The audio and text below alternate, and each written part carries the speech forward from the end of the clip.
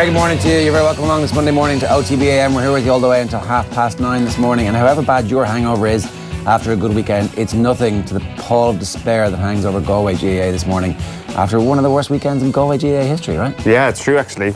I'm not sure what the crossover is in terms of the amount of people who might have been at both games over the course of the weekend. Probably not too many, but a fairly poisonous taste in the mouth, I'd imagine, this morning, particularly after the hurlers. You'd imagine the footballers, I'd say, was much more of a... well, actually, no. I was going to say it was much more of a slow death, therefore it's more palatable. Actually, it works the other way. The hurling thing was kind of a swift at the full-time whistle. Check Twitter, check whatever result-based website you use, and you knew your summer was over. But for the footballers, despite the fact that they're still alive, you kind of had to sit through that 40-something minutes without scoring, or without scoring 2 points yesterday in the Connacht final.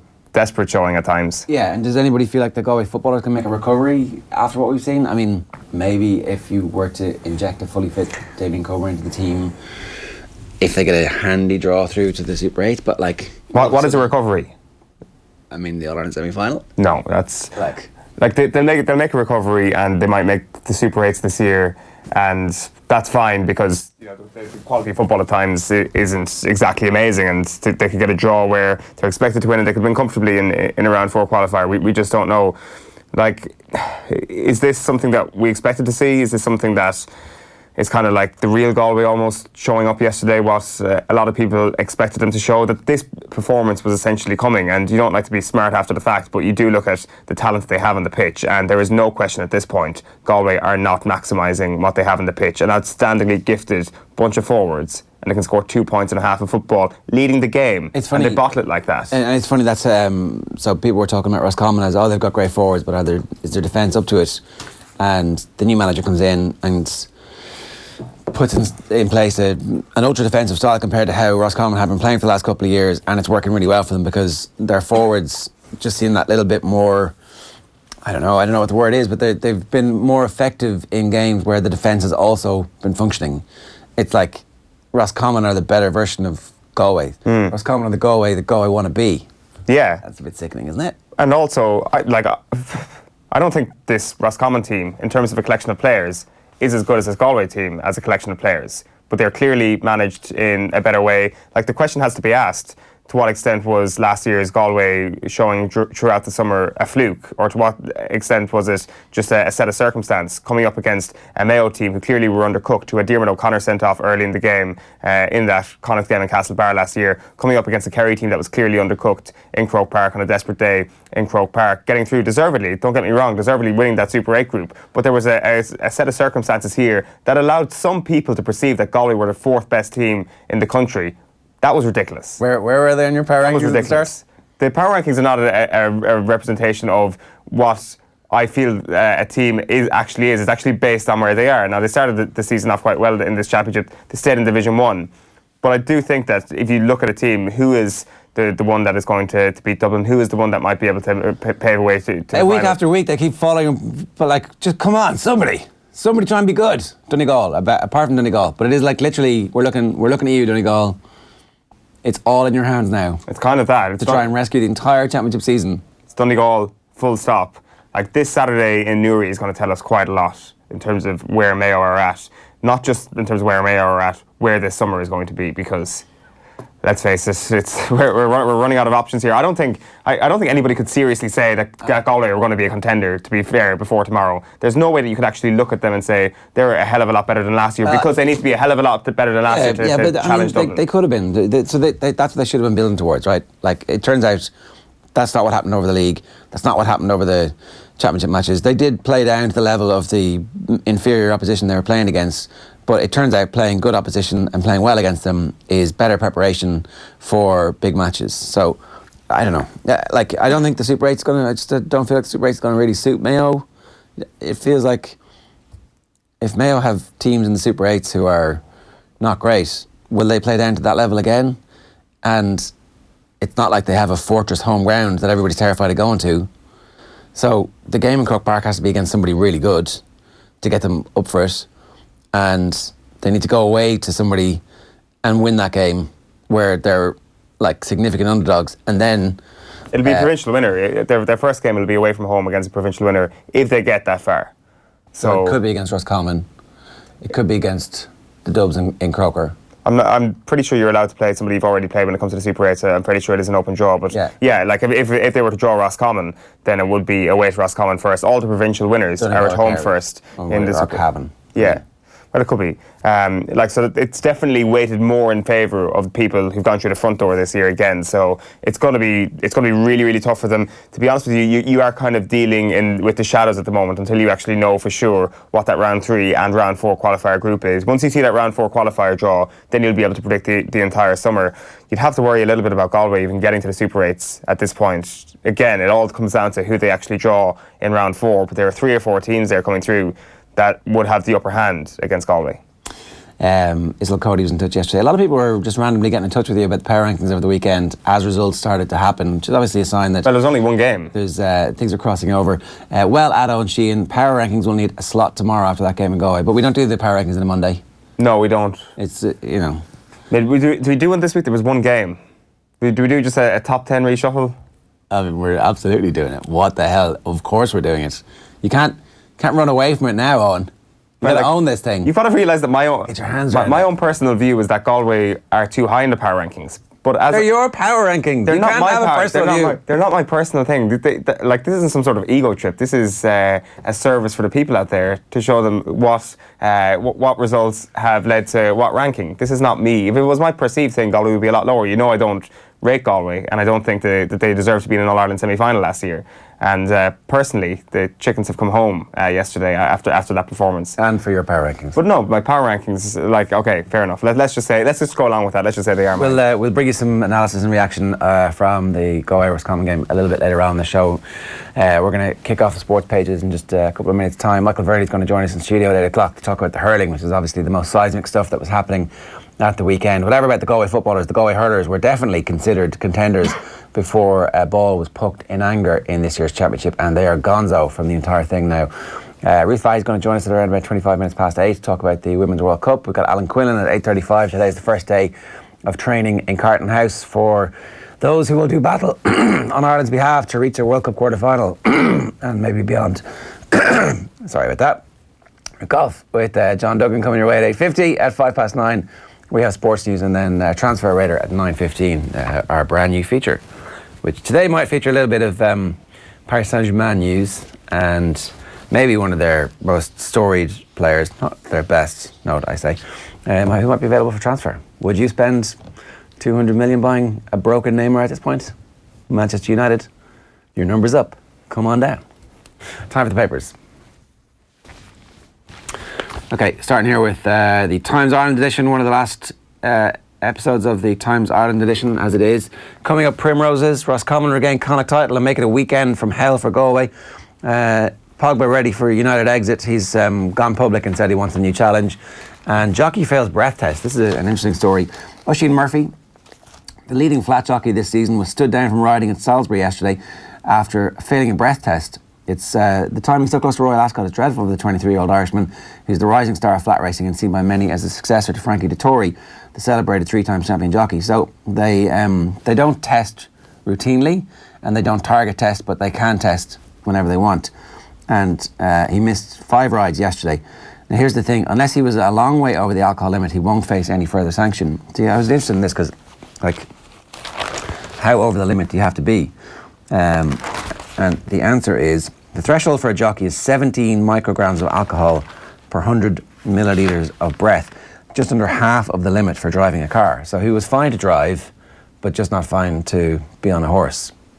You can imagine, 17 millilitres, 17 micrograms of alcohol per 100 millilitres is not a lot. No. I mean, most days you'd probably fail a breathalyzer test if that was the threshold for us here. 100%.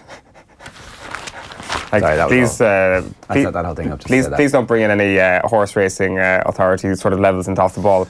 It's a tiny threshold. It's tough. That could be a few glasses of wine the night before a race, and you might actually show up. Exactly. It seems positive. I'm sure the thing is that addiction is highly prevalent among flat jockey and I think to a lesser degree, but not that much lesser, national hunt, because they've got to make weight. They're constantly hungry all the time, and so and also the adrenaline stuff we had Johnny Murty in here talking about, just how difficult it is to maintain a balance in your life when you're doing that, and so many of the other jockeys have had it as well. So I see why they do it, but at the same time, the level is pretty low. Like, if you're okay to drive a car, you're okay to get to work, and at work, I don't know. I presume there's a very specific, thought-out scientific reason for that threshold, but hopefully it wasn't too much more. The Irish Times this morning leads with Roscommon. Madcap final finishes with another Roscommon raid. That's Enda Smith up on the shoulders of his fellow county people. It's very like it's almost like the exact same photo that was published in 2017. It was a very famous one of Enda Smith up on the shoulders of his county people. This felt just a little bit more important to Roscommon. Deserved. It did. It felt like they were building towards it over the last number of years. Yeah. Sean Moran has written little comfort in South after drama in the East, emulating Saturday's epic Leinster climax proves impossible in Munster fixtures. And this story, which I'm sure we'll get to in Transfer Radar later on, Pogba considers new challenge as speculation mounts on future. He was in Japan recently, over the course of the weekend, to be specific. On a promotional visit? On a promotional visit. Was he promoting himself, or was he promoting Man United? Himself, I presume. Don't think he was promoting Manchester United in Japan, and I would be a very unusual thing to actually say I want to leave while on promotional duty for Manchester United. Or else the best piece of engineering that you could ever. There he is there. So there's Pogba alongside. It was an Adidas gig. Right. Well, that makes sense. It's weird, isn't it, that is it like a stipulation for joining Real Madrid that you have to speak about joining Real Madrid before you join Real Madrid? It's like the opposite of Fight Club. And Christian Eriksen has done it last week. Paul Pogba has done it this week. It's just like a box. Like maybe they're actually far more frugal than we give them credit for. Real Madrid. It's like, talk about it there. Take 20 million quid off the price tag. Yeah, I mean, they're paying overly inflated prices anyway. So who knows? Cunningham leads Rossie's redemption. A team criticised after last year's Super 8s and a manager cast aside by Galway hurlers leave tribesmen reeling. Martin Brady and Eamon Sweeney. I'm delighted for Anthony Cunningham, one of the game's gents, and now has an amazing track record in two sports. Like, superb. Which of the Galway jobs do you think they'll try and give him next? Maybe he finishes with the Galway footballers and leads them to redemption at some point in the future. Well, maybe he gets the Galway hurling job back again in half a decade. It's got to be the Galway hurling job if you're comparing the two of them, because ultimately you can be Roscommon manager and you can be better than Galway categorically. Like, it's a bigger job. It could easily be a bigger job than the Galway football job. But the Galway hurling job gives you a chance of winning All-Irelands. Unfortunately, it's a stretch to suggest that Roscommon are going to win the All-Ireland. Yeah, but the Galway footballers might. Right now? No, not next year. In 3 or 4 years' time, no? I guess bigger population, better structures as a result of that population, and more resources to do things with would probably suggest that. But given the talent that Roscommon have now, it's not that much of a gap. I wouldn't say that he would ever have any interest in the short term in going back to Galway football, because he's got a really good thing going right now. Yeah. It helps as well when you've got footballers from other counties playing for you. So. Hey. The back page of the Mirror this morning is Yellow Fever. Frenzied Rossie's fans in bed pitched twice as Anthony Mastermind's famous Connacht title. That was and fair play to the referee for getting everybody off the pitch. Yeah, I can believe it. I don't know how the hell he did it. I just thought, okay, I'm giving up here, I'm going to blow the whistle and that'll be it. But he didn't. No, I think they also jumped the gun a little bit on the actual full-time whistle. Did they? I think there was fans on the pitch before the full-time whistle came. He picked his battle that time. He was like, I'm 1-0 against these fans. I'm going to blow this thing up. So yeah, that is kind of another symbol of how yesterday was just so unbelievably important to those Roscommon fans. Bittersweet. Injuries to key men take shine off Tip victory. We'll talk about this in the hurling with Michael Verney in just a little while. Tip will have to count the cost of yesterday's attritional win. Sorry about that. Overall Ireland champions Limerick, as both Patrick Bonner-Maher and Cathal Barrett are set to miss the Munster final rematch between the sides on the 30th of June in the Gaelic Ground. So that was the first of a potential trilogy this year. Bonner-Maher's knee injury didn't look good. Didn't see what happened to Cathal Barrett, but hamstring. We'll talk about that a little bit later on. And was it a bad? Don't think it's as bad as feared as it is for Bonner-Maher. Bonner-Maher looks particularly bad, doesn't it? Okay.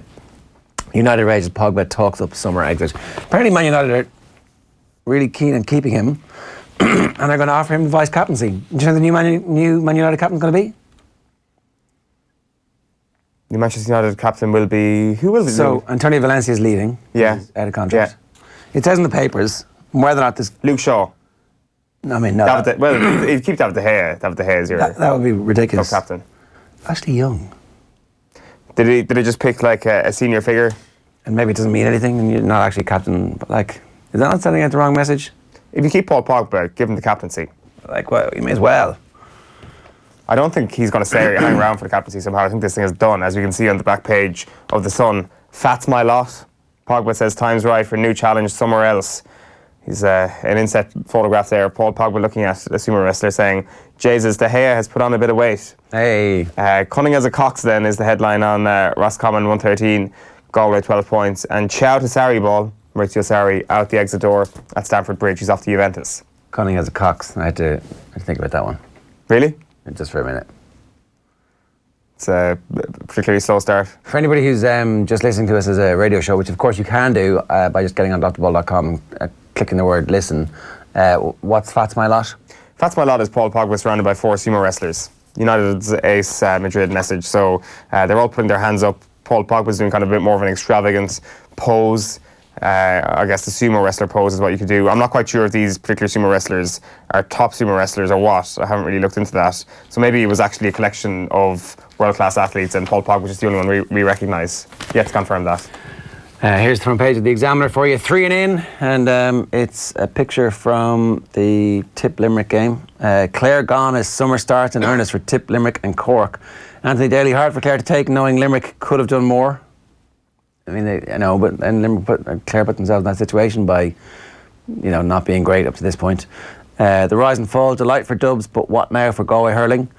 There's a bit of needle about how the hurling championship, which was the perfect championship this time last year, like all the problems are gone, don't touch this ever. Now it's teams going out on points difference. They're like, well, that's not really fair, is it?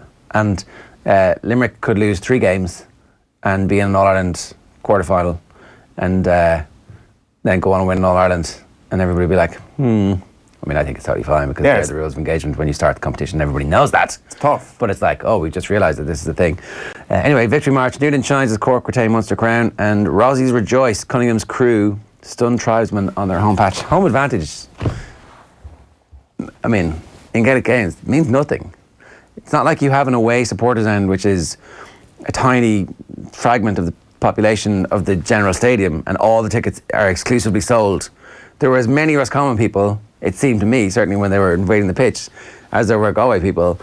Fair enough, the wind whipping in off the Atlantic was something apparently only Galway could master, but it turns out it's pretty windy in Roscommon too, because it's right beside Galway. So, no? It makes a small difference. It depends what the stadium is. Like, you would have thought the Pearse Stadium would have had a bit more of an impact for Galway. Like, I don't know, like it depends where you're talking. If it's a smaller ground perhaps, then perhaps you do get it. Like, was the Kildare, Newbridge and Orr thing a big boost for Kildare last year? No, because Mayo had half the support there. Croke Park and the Dubs, is that a big support? Well, that's the isolation of a set of fans behind the goal. Brilliant example of the Newbridge and Orr thing. It was the underdog status that Kildare had, despite the fact that there had been this momentum of argument rolling behind their push. Now, it counts for nothing when you're on the pitch unless you actually are able to transfer that into some meaning. Roscommon were underdogs despite the fact they'd beaten Mayo, who were like 3rd, 4th favourites for the All-Ireland. They got no credit, they got no respect for being really good. That means more than home advantage, surely. Yeah, well, of course it does, but it doesn't necessarily completely destroy the idea of home advantage. Like if Roscommon had that game in the Hyde yesterday, for example, would they have won by more? I mean, I don't know. You don't know. Like that's. I don't think that it doesn't mean that home advantage is completely pointless just because there was a lot of Roscommon people there and just because Roscommon won. Like you can still win against home advantage. I think that it counts in sports where it obviously matters for Dublin because they do have that behind the goals exclusive area for the team to shoot into for 40 minutes. I just feel like in GAA when it's at provincial level and they're in provincial grounds that there aren't enough games.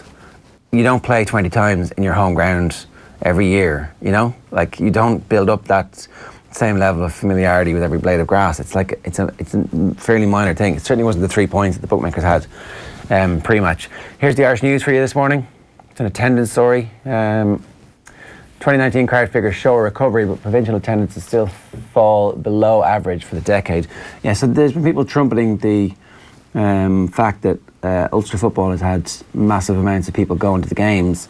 But the first paragraph here says, even with a significant rebound from last year and a sellout 29,000 crowd due in a reduced capacity Clonus for the Ulster Senior Football Championship, attendance figures for this year's provincial championship are still below average for the decade, which is pretty remarkable because that includes a replay as well. So that's not a great sign, because if you're relying on Ulster football to be the one thing that says the provincial championships are still great, or a pitch invasion, Marty Morrissey's commentary was like, oh, this is, whatever you say about the provincial championships, you've got to have this.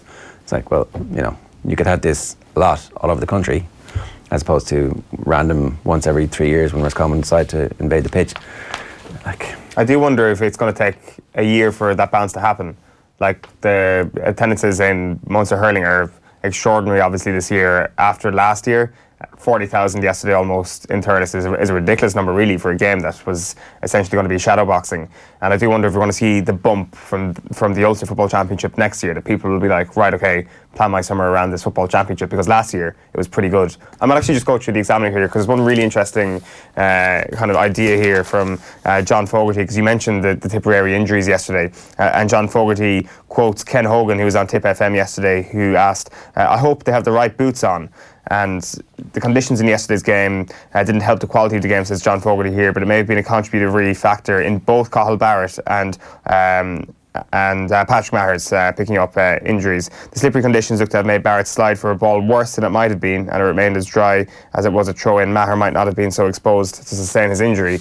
Fogarty's asking the question, should there be like a minute to actually change your studs when the rain just starts pummeling down all of a sudden? That there may have been a factor here that perhaps their footing wasn't quite right when they go into those injuries, and ultimately one, if not two of those injuries look particularly serious. I'm going to move on to a couple of the we'll start with the Guardian here, and the cricket. Yadav piles on the pain for Pakistan. Spinners 2 wickets and 3 balls, and century from Sharma give India a thumping victory in bitter rivals World Cup clash with a humongous television audience, as you can imagine, yesterday. And the back page of the Racing Post, all changes. Sarri seals Juve move. Going, gone, to going and going beside Paul Pogba and Frank Lampard. The gone beside the face of Maurizio Sarri. Okay, so you're listening to OTB AM, Ireland's only sports breakfast show. It is 7:53 this morning. We're going to be talking US Open later on. We have a very exciting trip coming up for all you golf fans out there to tell you about. We're heading for some winter sun and some top-class golf. You can join us, the OTB crew, along with special guests Kevin Kilban, Kieran Donaghy, Peter Lowry, and a few more. We're taking on 2 of the best courses on the planet. That's the Yas Links and the Nationals, where Shane Lowry won the HSBC at the start of the year, and apparently Yas Links is even way better than the National. It's like one of the top 50 courses in the world. It's the first ever Off the Ball Open, and it's taking place this November. 5 nights in a 4-star hotel, a Peter Lowry golf clinic, a gala dinner, and of course a world famous OTB Roadshow from the 17th to the 23rd of November in Abu Dhabi. You can sign up now at offtheball.com/open, and make sure you get your deposit in for that one quickly, because it's going fast. Now, we want to talk and reflect a little bit more on a huge day for Roscommon football. Anthony Cunningham here explaining to Nathan Murphy how thrilled he was for the people of Roscommon as they won the Connacht title in Salt Hill. Anthony, congratulations, Connacht champions. You can see what it means to those Roscommon supporters. Incredible scenes. Yeah, I suppose they are fanatical supporters, and delighted for Roscommon supporters. They really, I suppose, they nearly finished the match too early there for us today. So what can you say? That shows the pride and the passion they have. And for you, to win provincial titles, 2 different codes, 2 different provinces, what does it mean? Well, I hadn't really thought about that, to be honest.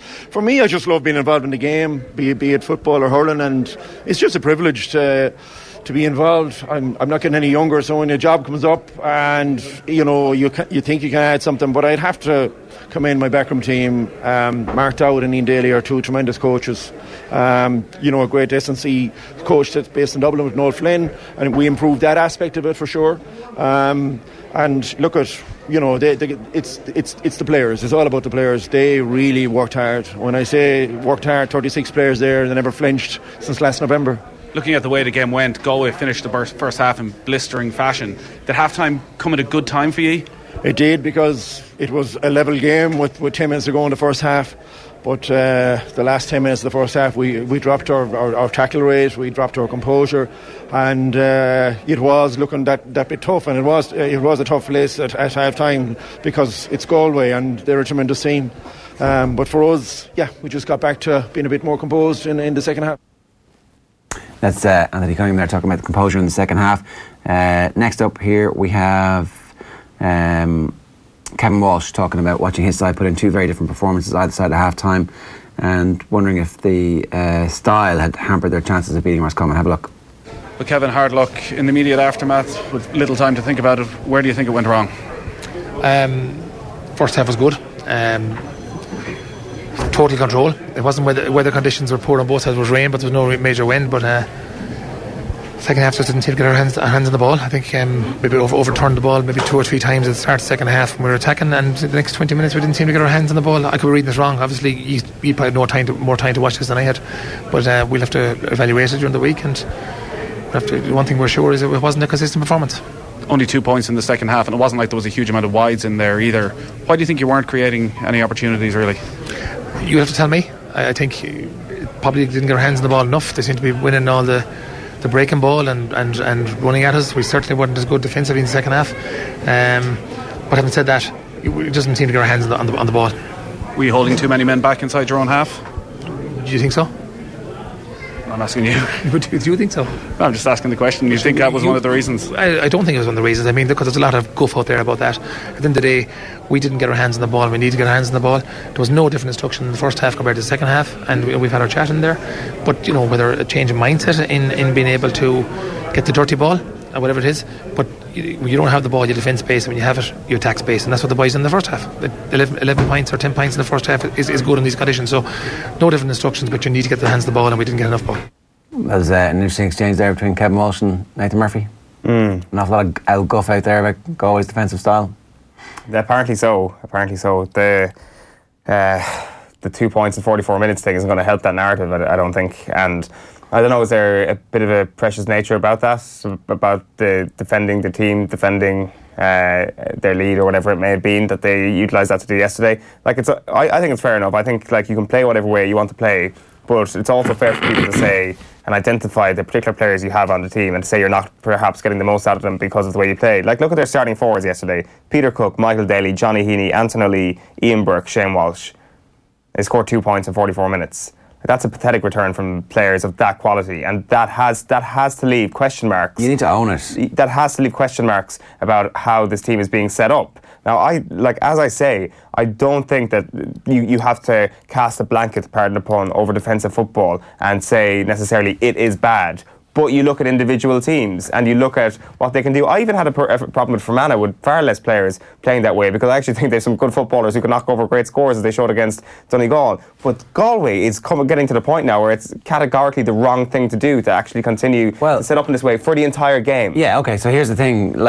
All of the pre-match analysis, we were talking with Liam McHale on Thursday, on Friday, off the ball on the radio, and he was saying that the style that Roscommon have gone to is a much more defensive style now, right? And that's the point. That's exactly the point, though. In a way, that's a reaction to that team shipping big scores when they got to the Super 8s and in other games over the last couple of years. But they always had the forwards to be able to compete. So now they have a balance between a team that can defend and a team that can attack, and they understand that attack is a function. Now, I don't want to overrate them on the basis of the really good game they played against Mayo and the really good game they now played against Galway, but it's hard not to kind of give them a lot of credit for that, because it seems like it's a marriage of the style from the last couple of years with a bit more defensive solidity and a bit more physicality from the three dailies, and just a general sense that they're a bigger, harder team to get through. So you do feel like there is definitely a way for a team to be defensively sound and also have an attacking philosophy and structure. That's exactly it. It's not as black and white as saying defensive football is bad. It is the way in which you utilise it and how you get the most out of your players. Another thing that we have to give credit to for in terms of Roscommon's performance yesterday is 6 of the starters from last year's Connacht final were there yesterday. That is a huge turnover in the space of 1 year. The Conor Cox thing has been an absolute revelation. It's been brilliant. I said last week Conor Cox isn't going to kick Hollywood scores every week. Turns out he actually might be able to do that. It really is looking like the left foot curler from the left side, left touchline. Yeah, exactly. He's not built like the free kick at the end. I love the way he was going to the referee saying, do I have time to actually just show off my ridiculous skill set here with another Hollywood score? And he's been absolutely brilliant. If you're handing out the All-Stars now, he's got one in the bank. He's only 25 years of age. You kind of think of this guy as like an outcast. He went through the ringer in Kerry for years and years and years, and when he reached his peak wasn't good enough. this guy may not have reached his peak yet. Yeah, so happy days for Ross Coleman, or does he try and move back? Did Kerry put the SOS out for him and say, look, it was nothing, it's just a mistake. It's just, you're Conor Cox. It wasn't you, it wasn't us, it was us. Is that what happens now? The paperwork got missing. Trying to steal him back, is that what's... He won three All-Irelands with the junior team, didn't he? Or he was involved with the junior team for a long time, so they know all about him and they knew exactly what they were losing. Yeah, all right, we're going to hear from David Fitz in a minute. We're going to get Michael Verney in the studio and talk through the cataclysmic result from Galway perspective, but Jesus, what a big win for the Dubs and how happy they're going to be. That's coming right next. Join Bruce Betting now for a risk-free first bet up to €100. That's right. New Irish accounts can enjoy a risk-free first bet up to €100. So if your first bet loses, we'll refund your stake with a free bet. Now that's giving you more. Bruce Betting. In store, online, and now on your phone. T's and C's apply. Please gamble responsibly. See dunlewy.net. I've seen you at the best of times.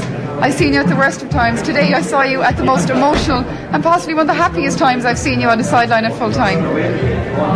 There was so much at stake today, it was incredible.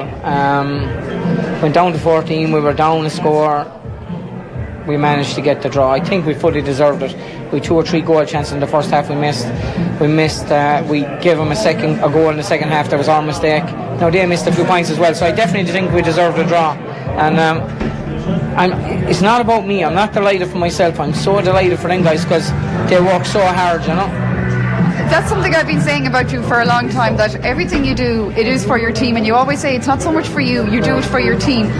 But we can really see that tonight, the relief especially, because you saw it was in your team and you just kind of had to show that to people. Like, this team has worked exceptionally hard for me. They would do anything I ask them to do. And you could see that outsider tonight. Things are going against us and we still managed to hang in there. And I've had my time. I've played in All-Irelands, won All-Irelands and managed. I actually so enjoy being with this bunch. It's incredible. And for them to get this means a lot to me because I know what they put in, and it is emotional. I'm that type of guy anyhow that wears his heart in his sleeve and will get in trouble at times, but my God, the atmosphere down here tonight was incredible. Good to see peace breaking out between Davy Fitz and Maura Trassa as well. Michael Verney, good morning to you. Good morning, Ger, how are you? A quick question on Davy. Obviously not the main story of the weekend, but do we need to reevaluate his role in Clare's All-Ireland win? Because, after the weekend we've just had, it's hard to make the case that it was anything other than a fluke from a playing perspective in the year that happened. And then you think, actually, hang on a second, the thing that's changed isn't that the players have all retired, because even though loads of them have, that they don't have Davy anymore. I mean, do we underrate his role and all that, or is it still just a fluke? I don't think it was a fluke now, to be fair. They have too many good players, whether they have 20 unbelievable players or the squad, but they still have 6 or 7 very, very good players. But what he was kind of, not slated at the time, but he was kind of got a bit of flack. He played a system that he thought would work with them, and it did. It utilised Tony Kelly, it utilised Podge Collins like nobody else has been able to do since. Yeah, so do you know, there's immense credit for that when you consider it. So, Clare are actually also one of the other stories of the weekend. A big win for them, and they're gone. Yeah, mad, yeah. A kind of restoration of pride, I suppose, because God, they needed to do something with the summer. But they can have no complaints, and Anthony Daly in studio was maybe a bit tongue-in-cheek about Limerick's effort, maybe. But when you look at Clare's scoring difference, they can have no qualms whatsoever. They were blown out of the water in 2 games. Donald Maloney wasn't exactly happy with certain commentators after the game, suggesting they come out from behind the typewriter. And I don't know what that means. Typewriters still exist? I don't know, but I also don't know what do they do when they come out from behind the typewriter. Is it is there a face-off or something? But was the criticism last week undeserved? And based on the 2 performances, blown away in 2 Munster Championship games, I don't know. I didn't see that much criticism either. They're obviously feeling it to a different level locally, and it's probably local papers, local forums. But I always say, anybody that reads anything or takes heed of anything that's written in those discussion forums, and he'd be foolish to there's no. I presume he means journalists as opposed to. Does he not? Is that not what it is? I don't know really. Journalists have faces, and we all know who they are. Whereas at John B 36 or these sort of people, nobody knows who they are. Me. Yeah, or an egg or someone. Nobody knows who these guys are. Do you know what I mean? But I don't think you should be paying too much heed. Joachim Kelly actually came out after the Offaly game on Saturday and said something similar. Now I'd say there was more faces to the people he was criticising than there wasn't. But like, you're probably better off. Like, I'd always say, if there's criticism, if you can take something from it and actually learn something from it, it's worth paying attention to. But if you can't, and it's just like needless criticism, just like slating you and your job you've done, there's no real point in paying much attention to it. Like, you brought Offaly up, so we may as well mention it now and get it out of the way. Speaking of managers whose performance in their absence seems better, like changing your manager midstream, it was a big gamble by the Offaly County Board, and it sure as hell didn't pay off. Yeah, I thought it would work when it happened, to be honest with you, just because the Westmeath performance was so bad. I thought they'd get a bit of a bounce, but there was such a subdued, weird atmosphere even in Offaly on Friday night. Like, Joe Bergen was dropped for the match, a fully fit Joe Bergen, for reasons that you probably couldn't go into on air here, because a lot of it would be speculation. But like, the biggest game in your hurling history, you drop your best player. Doesn't make much sense to me. There were some lads that had only been on the panel maybe 2 or 3 weeks that were on the 26, and there was lads that had trained all year that were dropped. Guys that were brought into the 26 that didn't play any part, like, they weren't brought on like that, so you're just leaving a sour taste. There was a couple of lads dropped from the squad that had been involved in all 3 games so far. 9 of the team that started against Antrim started the other day. Like, yeah, that was before the match even started. Yeah. And then once it started, brilliant start, 4-0 up, sending off, missed penalty, totally different game. And Kerry had the free man and utilised him really well. We had the free man in a couple of games this year and didn't utilise him at all. So yeah, I was down at the game. Kerry deserved to win. They were the better team on the day. If it had been a 15-on-15, I'm not sure if it would have been the same result, but that's purely speculation now. Yeah, it was very, very low after. I think everybody feared the day would come. But it's one thing like saying, oh, we'll be in Christie Ring. It's another thing when it actually happens, and it's just like, you're not in the top 15 hurling counties in Ireland, and there's no guarantee that you're going to come out of it. It's grand saying, oh, we'll come back up next year. We thought that when we go back to the Joe McDonagh. Yeah. And now Shane Dooley and Joe Bergen probably walk away, I'd say. And then you're missing your 2 best forwards, and how are we going to score? How are we going to put up scores? The 2 20s that's going to be needed to win Christie Ring. So worrying. All right, let's move on to the good stuff of the weekend. Yes, please. Move away from that, please. From a Dublin perspective, the performance had kind of been there. It had been coming a little bit, but because they haven't got a track record in the last number of years of backing up what they're building towards, you kind of always at the back of your mind felt, look, Galway will just keep them at arm's length until the very last few minutes and then just push them away. But it didn't happen. It was the opposite of that. Yeah, we were watching the game. We stopped in Abbeyfield and we stopped in Newcastle West to watch the second half of the Wexford game, and I kind of said to one of the lads, Galway or Dublin are going to need goals here. They're going to need 3 goals, and I still think Galway will put up enough points to beat them. But it was a massive chance to make a massive statement. And they just took it. They just like Chris Crummy, like, what was he even doing up there for the penalty and for the goal? Like, it just shows that's just a leader just saying, we're just going to need something kind of special to make this happen. And he just took the bull by the horns. But and even Joe Canning coming on, like, geez, he must be the most frustrated man in Ireland. Like, he's rehabbed for 12 weeks, probably rushed him back the other night. And like, his summer is over. It's actually hard to fathom how Galway's summer is over. But for Dublin, this could be a massive springboard now. It'll just give them unbelievable belief. Great to see the scenes on the field after. Yeah. Not something I've seen since probably the Dalo days, I'd say. And kind of an interesting backstory. Like, Matty Kenny's not Galway manager because Micheál Donoghue beat him to the post. And Micheál Donoghue has 4 years done in Galway now, and this is the lowest point within that 4 years. Like, he either has to go back to the start and rebuild. I know he has a contract and is probably gone for another couple of years, or maybe he walks away. I don't know. Maybe that was the end of him the other night. It's hard to know. I'd be surprised if he walks away, to be honest. You would be. That's quite a low. And like, they haven't impressed really this year. I still think in the Kilkenny game they were hanging on. They were just hanging on at the end. But yeah, it just threw up a bizarre Saturday night. It was brilliant. Like, they were hanging on, but they were killing them like 20 minutes before that. Like, yeah. So they have something in them that allows them to be a team that drops a big score on you in a quick period of time, and then they also have this split personality where the other side of it is like, who are we? Are we confident enough? Are we on a team who won All Ireland?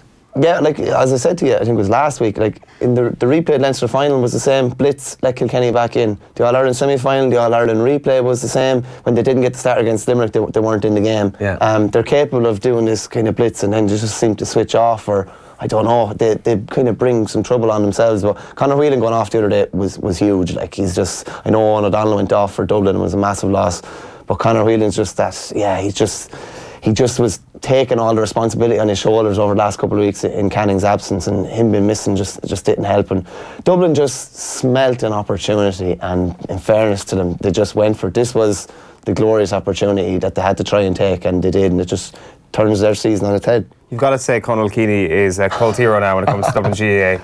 Yeah, like he's been retired twice now at this stage, and he just like the man, he just can't be broken down. Like, and there was a ruck ball there in amongst about 20 people, and he just came out with it, and he's just totally defiant.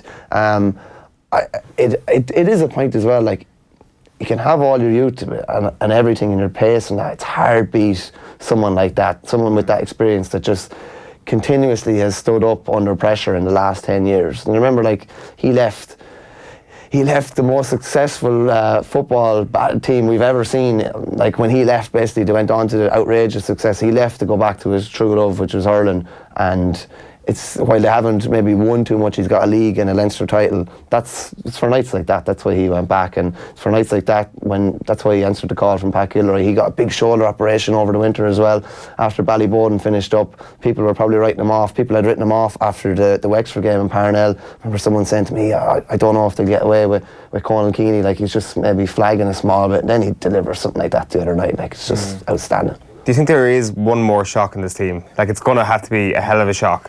Like, I mean, calling it a shock that they got out of Leinster, it's not a big one, to be fair. They're going to get through, you'd imagine, to an All-Ireland quarter-final, come up against then the Munster final, the Munster final loser at that point. So it's quite the ask. But like it is, but God only knows what that win will do for them. Like, and you're going to be coming in against. They're coming in after a win now, full of confidence. They're going to win the preliminary quarter final. They're going to be coming in even more confidence, beating Munster finalists. Obviously, you're coming in a different frame of mind. If Limerick were to, would just say, be beaten in the Munster final, that would be their third loss. Yeah, they're coming in. There's a lot of question marks. Then, yeah, there is an opportunity, and they were very good against Limerick in the league semi-final as well. So, there's probably a bit more in Dublin. You'd imagine this would bring them up a gear. All the doubts about whether they could finish out a game, all the leads they've had at the hour mark and not been able to kick on.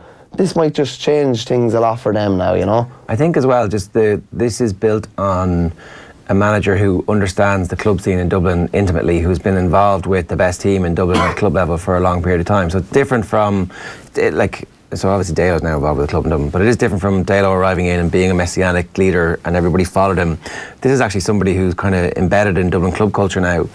And I think Matty Kenny's been living in Dublin for ages. Like, am I right in saying? Not 100% does he live in Dublin, to be honest. I thought he was commuting from Galway when he was with Cool. I could be wrong, but he has a knowledge of Dublin club hurling that no one else could have. Like, you know, even just chatting to Shane or any of the Coola lads, they literally said, like, he like, I know everybody knows players from different clubs. He like literally knows everybody. It's forensic analysis. Like, and he knows he has his best 26 on the matchday squad and he has his best 36. He knows exactly what's going on in every club game, every league game, and he just brought them to a different level. And the annoying thing about Matty is, you know, like, there's a fair bit of genius about him, but you just don't see or hear any of it. I suppose it's the Jim Gavin kind of thing. Everything goes on behind the scenes, and then when it comes in front of the cameras, you don't kind of see much. Like, but by all accounts, yeah, his level of detail, and it seems like a really happy camp, and they took the opportunity that was presented in front of them. It was a massive, massive opportunity. If you thought they'd do it, like we were in here last week, we thought it'd be quite simplistic. It'd be Kilkenny maybe win by a couple of points and a Galway win by a couple of points, but it was turned on its head completely. Yeah, and my point I was trying to make is this seems sustainable in a way that maybe it hasn't been in the past, and that, like,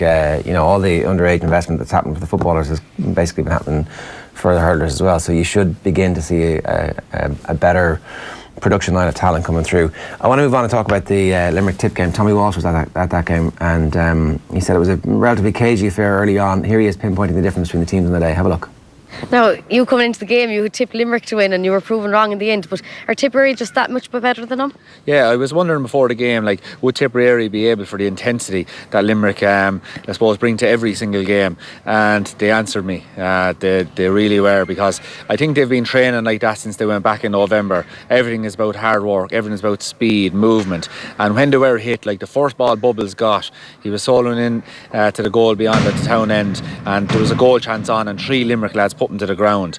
And I was there, is this a sign of things to come? But by God, they got back up and they worked like dogs. And at the end of the day, like, it was their efficiency in front of goal. When they got a half chance, turn, twisted, flick of the wrists over the bar, and John McGrath did it, Bubbles did it, Shamie Callan scored, I'd say 1-4 here today, and just a brilliant, efficient performance from Tipperary. Yeah, so Tip through to face Limerick again in the Munster hurling final. Limerick obviously rested players. I'm not sure about the rested thing, to be honest with you. Really? Keane Lynch was poor the week before. I'd say he was dropped, to be honest. Really? Yeah, no, I genuinely think that, yeah. But then they didn't go to him. He wasn't the first sub that they went to either. Who came on instead of him after about 40 minutes? Conor Boylan came on in the half-hour line. So that, to be honest with you, I think that was purely a tactical move. Like, they needed a worker there, and he came on. Keane Lynch is more of a kind of a creative midfielder. He came on as a direct replacement for Will O'Donoghue. I genuinely think he was dropped, yeah. Right. What about the rest of the lads? Declan Hannon wasn't listed in the 26 and came off maybe with 5 minutes to go, so must have picked up a knock the day against with Clare. Gerard Hegarty, he was probably rested. I would say nobody puts up bigger mileage than him, so that was probably rested, in fairness. But apart from that, the fourth switch was Graham Mulcahy, is it? Graham Mulcahy again. He had put in a huge shift the week before as well. They were playing 3 weeks in a row as well. I don't know if it was rested. I think it was smart. But Keane Lynch, I do think, was axed. Was dropped, right? Well, that's interesting, because maybe that changes it. But I think if you're one of your teammates, like, they would need to expressly tell everybody we're dropping him, wouldn't they? Otherwise, it looks like it's being arrested. It could have just been a quiet word to Keane and said, listen, maybe you're dropped, maybe we're thinking of the long game here. I think there was a bit of both. I don't think it was cut and dry as been rested. Fair enough. And like, when I looked at their team, I still said, this is an outrageous team. It's a good team. And the switches could strengthen them even a bit. It didn't work out that way, but on paper I still said this is still an unbelievably strong team. But psychologically, you would say that wasn't their first choice 15.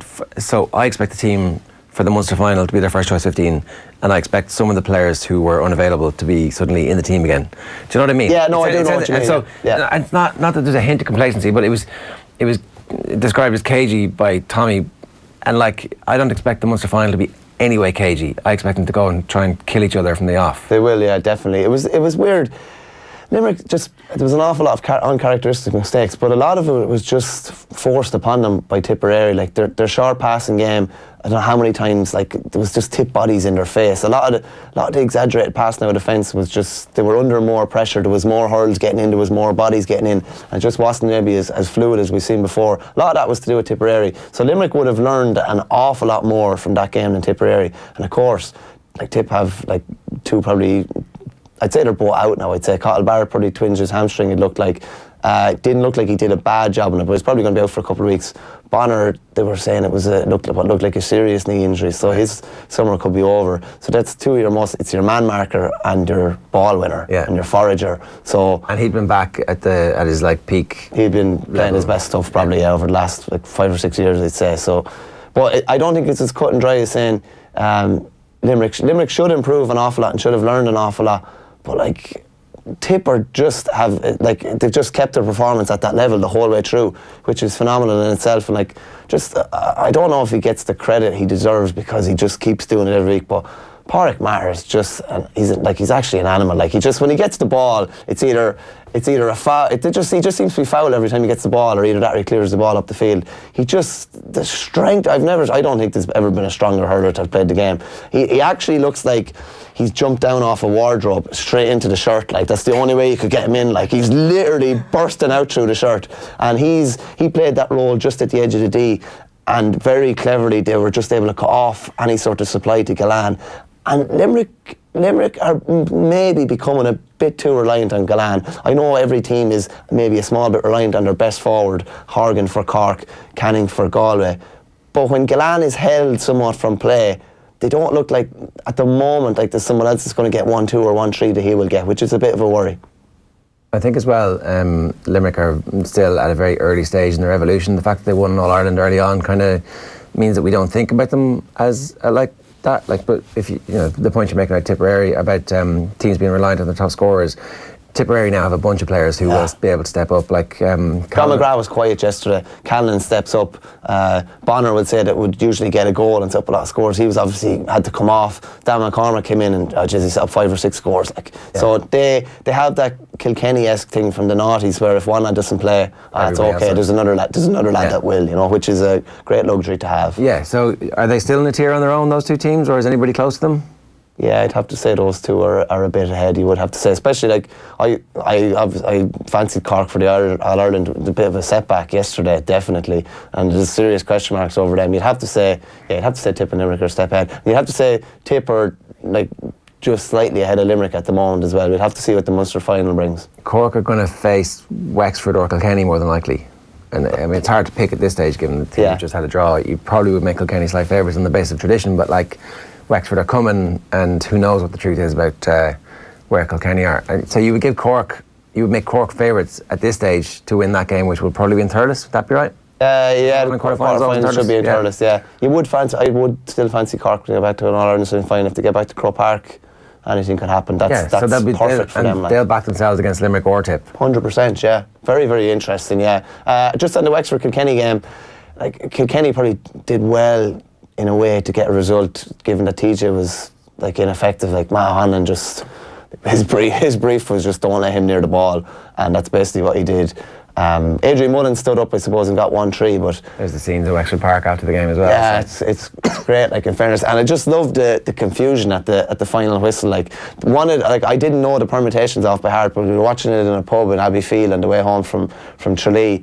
And the one permutation I did know that it was that if Kilkenny and Wexford drew and Galway lost, they were out. And there was such confusion, and there was a couple of boys there in Limerick tops, and they just kind of were leaving the pub, and we'd grey old crack with them. I just said, you can shove your Munster Championship up here or whatever, or the boys grey old, you know. And it's great that like a championship maybe that has been not particularly exciting, or the odd game here and there. Like the last 4 or 5 weeks has just been unbelievable, in fairness. Yeah, you know? But there's still.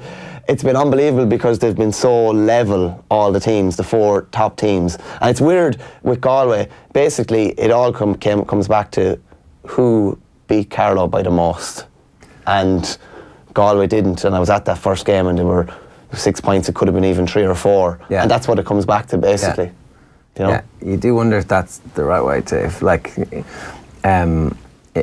I don't know, was it 2 decades ago, there used to be a qualifying system for the Euros where they would take out the bottom score because Liechtenstein, Luxembourg, all those tiny countries were skewing the goal scoring chart, so they would take out your results against the bottom team. Yeah. And then it was your scoring difference against the good teams. I don't know if that has to be done, if there's always going to be a team who ends up getting there's probably talk about it now, just because there's a good bit of furore about Galway by now, I suppose, and like Cork getting through and Limerick getting through on 4 points, having lost 2 games as well. It's an unusual kind of scenario, you know. But that is the big if there's going to be 9 teams versus the rest. It does seem that, again, after 2 years of this round robin format, that the gap is only widening, really. If anything, Carlow maybe have closed the gap a little bit, but I think Dublin have pulled away again. I can't see that changing anytime soon. No, I don't see it, especially like you were talking about it on one of the days last week, I think it was Friday, like Paul Cody's,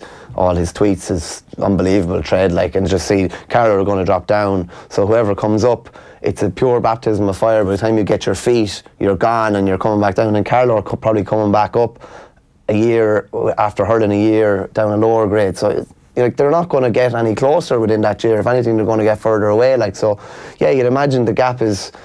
It's definitely not going to get any closer anyway. You'd imagine it's going to expand even a bit more. Just the way the system is, and I know there's talk of Leinster like change it to 6 teams. It definitely won't happen for next year because it can't. They can't change the championship rules for next year's championship. Or Carlow can't they can't change the rules for this year's championship. So the gap is probably going to widen. Yeah, to be fair, Carlow were closer than Offaly were last year, but it'd be hard to say the team coming up, Laois or whoever, or Westmeath, are going to be closer than Carlow were. You know. Mm.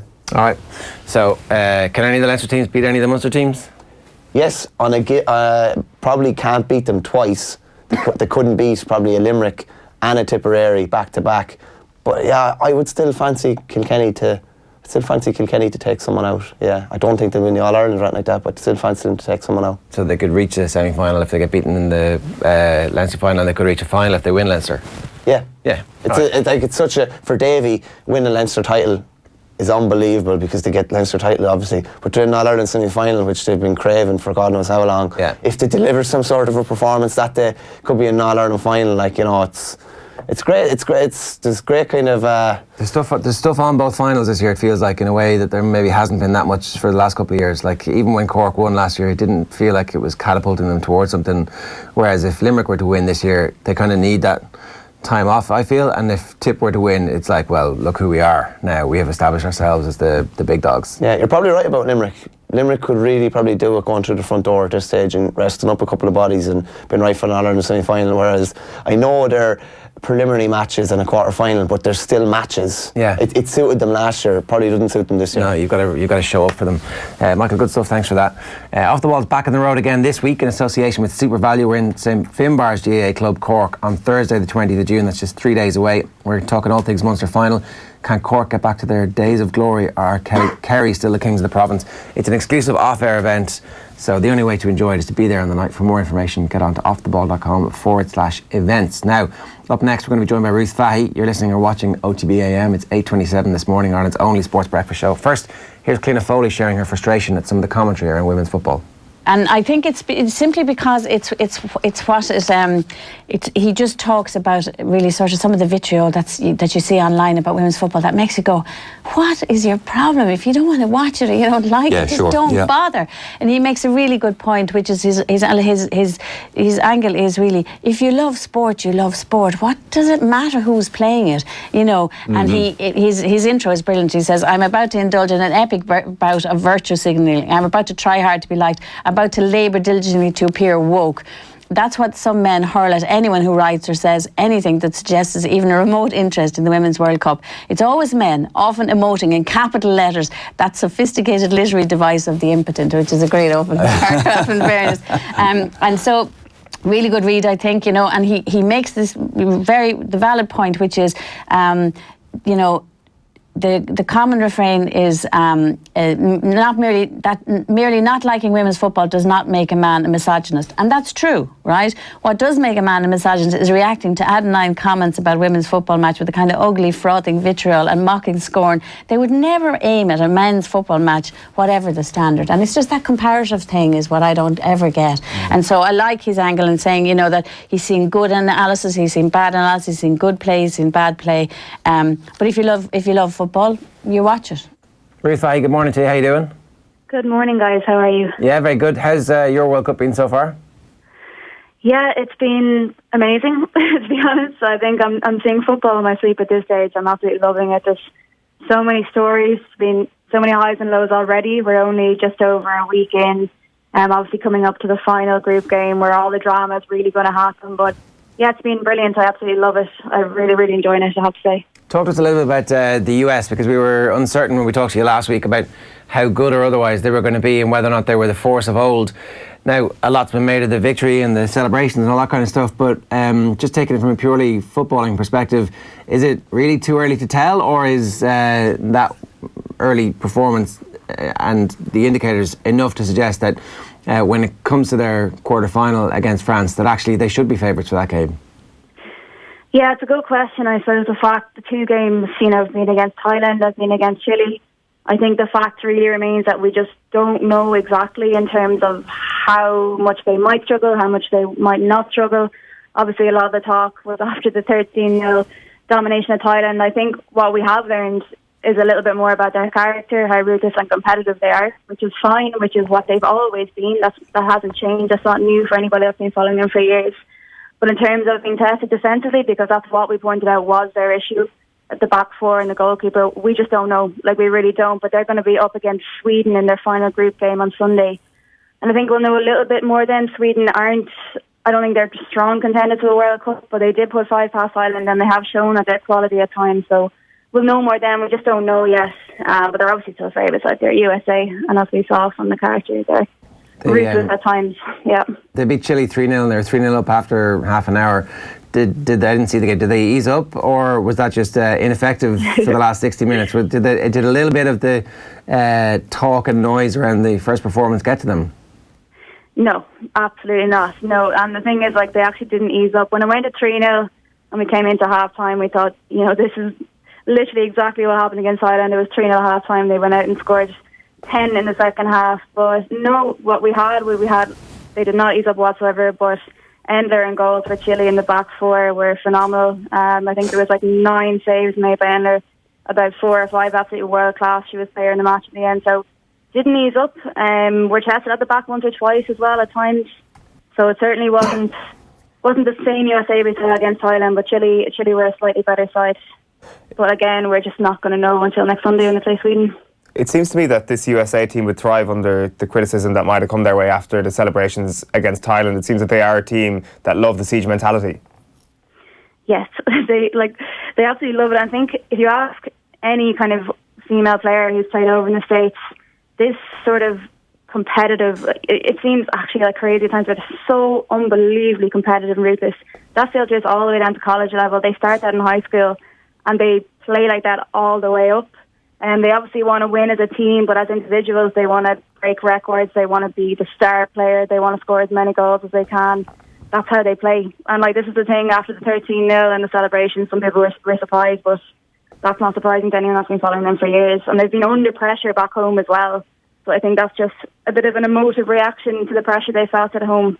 But again, it's nothing new for this team. What about England? How have they been getting on so far? Yeah, England's an interesting one, very interesting one. Obviously, there's a lot of media hype around them, and I did say it was justified. Again, 2 games in, they obviously beat Scotland 2-1 in their opening game, and they beat Argentina 1-0. Scottish game was interesting, had a great opening 45, not so great second 45, and then the Argentina game was another one where final whistle after 1-0, and we didn't really feel like England would be satisfied with the performance. It took them about just over an hour to break down the Argentinians, who were literally playing. They did park the bus, is what we expected. They were scrappy and physical. England found it really hard to break them down. Nikita Paris missed a penalty. The keeper in goal, Carrera for Argentina, was absolutely unbelievable. Saved the penalty, one of their world-class saves, and was really dominating at the back. But they didn't finish the game, and we didn't think, this is definitely a World Cup contender. They haven't shown their best. There's been moments where Lucy Bronze and Nikita Paris have combined on the right, and they've looked world-class. There's been moments on the left with Beth Mead, but again, I don't feel like I feel about France with England. I don't feel like they're definitely going to be contenders. I think they'll get far. I think they might get to semi-finals, but in terms of winning it, they haven't shown enough promise for me yet.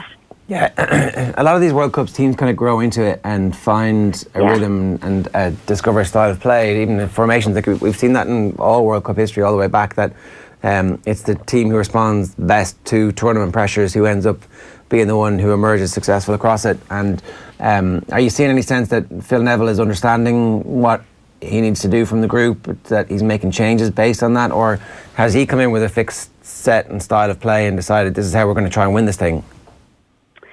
That's a really good question. I actually think he's managed it relatively well so far. He made 4 changes for the second game.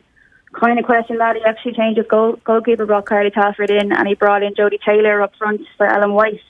White had been playing really, really well and scored a cracking goal against Scotland. So that was a big question. When we got to half-time, I think myself and a couple of panel members as well were thinking that he should probably make some changes, but he didn't. He stuck to it, and it was effective in the end, and they ran out 1-0 winners. And while people might say like they didn't show their best, they didn't play to their potential, but tournament football, you're looking for 3 points in your opening games in the group, and that's been fine. So it'll be interesting to see how he changes up against Japan.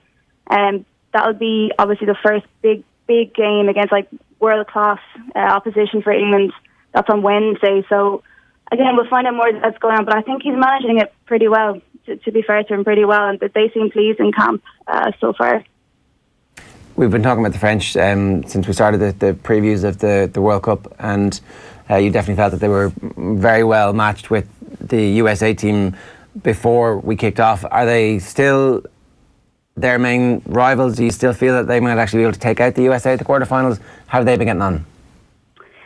Yeah, France, they opened the tournament like a blistering pace. They absolutely annihilated Korea 4-0. Again, not really tested, but the football they played was absolutely quality. For one, I was like so delighted because it was just a perfect opening game. It showed how the game can be played when you have the best players playing it. Then they come up against Norway. I was working on that game. That was an interesting game. It was really, really tight. It was 1-1 and France ultimately won. It was, of course, VAR decision went in France's favour. It was a really soft penalty, in my opinion. Egan, one of the Norwegian midfielders, won the ball, followed through, and on the VAR replay, the foot was just above the knee. You could see the studs above the knee, and I knew when I saw that picture, I said the ref was always going to give it, unfortunately. So Les Sommer put it away, and they won 2-1. In terms of possession, dominating the game, not for me whatsoever. They just about pitched the penalty. Was the only thing separating them.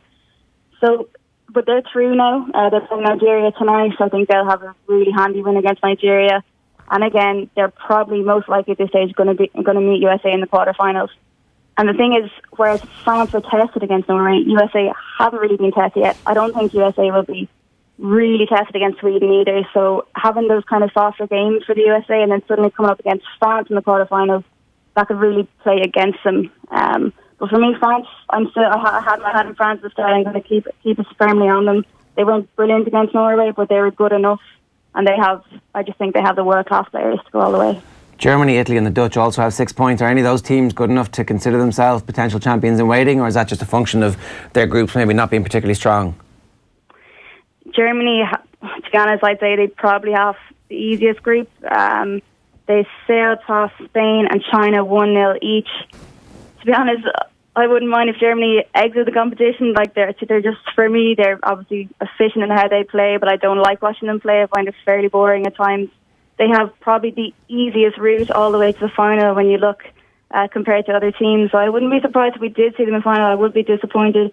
The Dutch, however, interesting ups and downs. They played New Zealand in the first game. It took them 92 minutes to actually Jill Roord score their goal. They just overcame them 1-0. So that was really, really tight all through the game. They found it really difficult to break down the New Zealand team, which I was really surprised at. And then they went on to beat Cameroon 3-1, where Vivian Miedema scored her record 60th goal. She's only 22 years old, which is absolutely insane.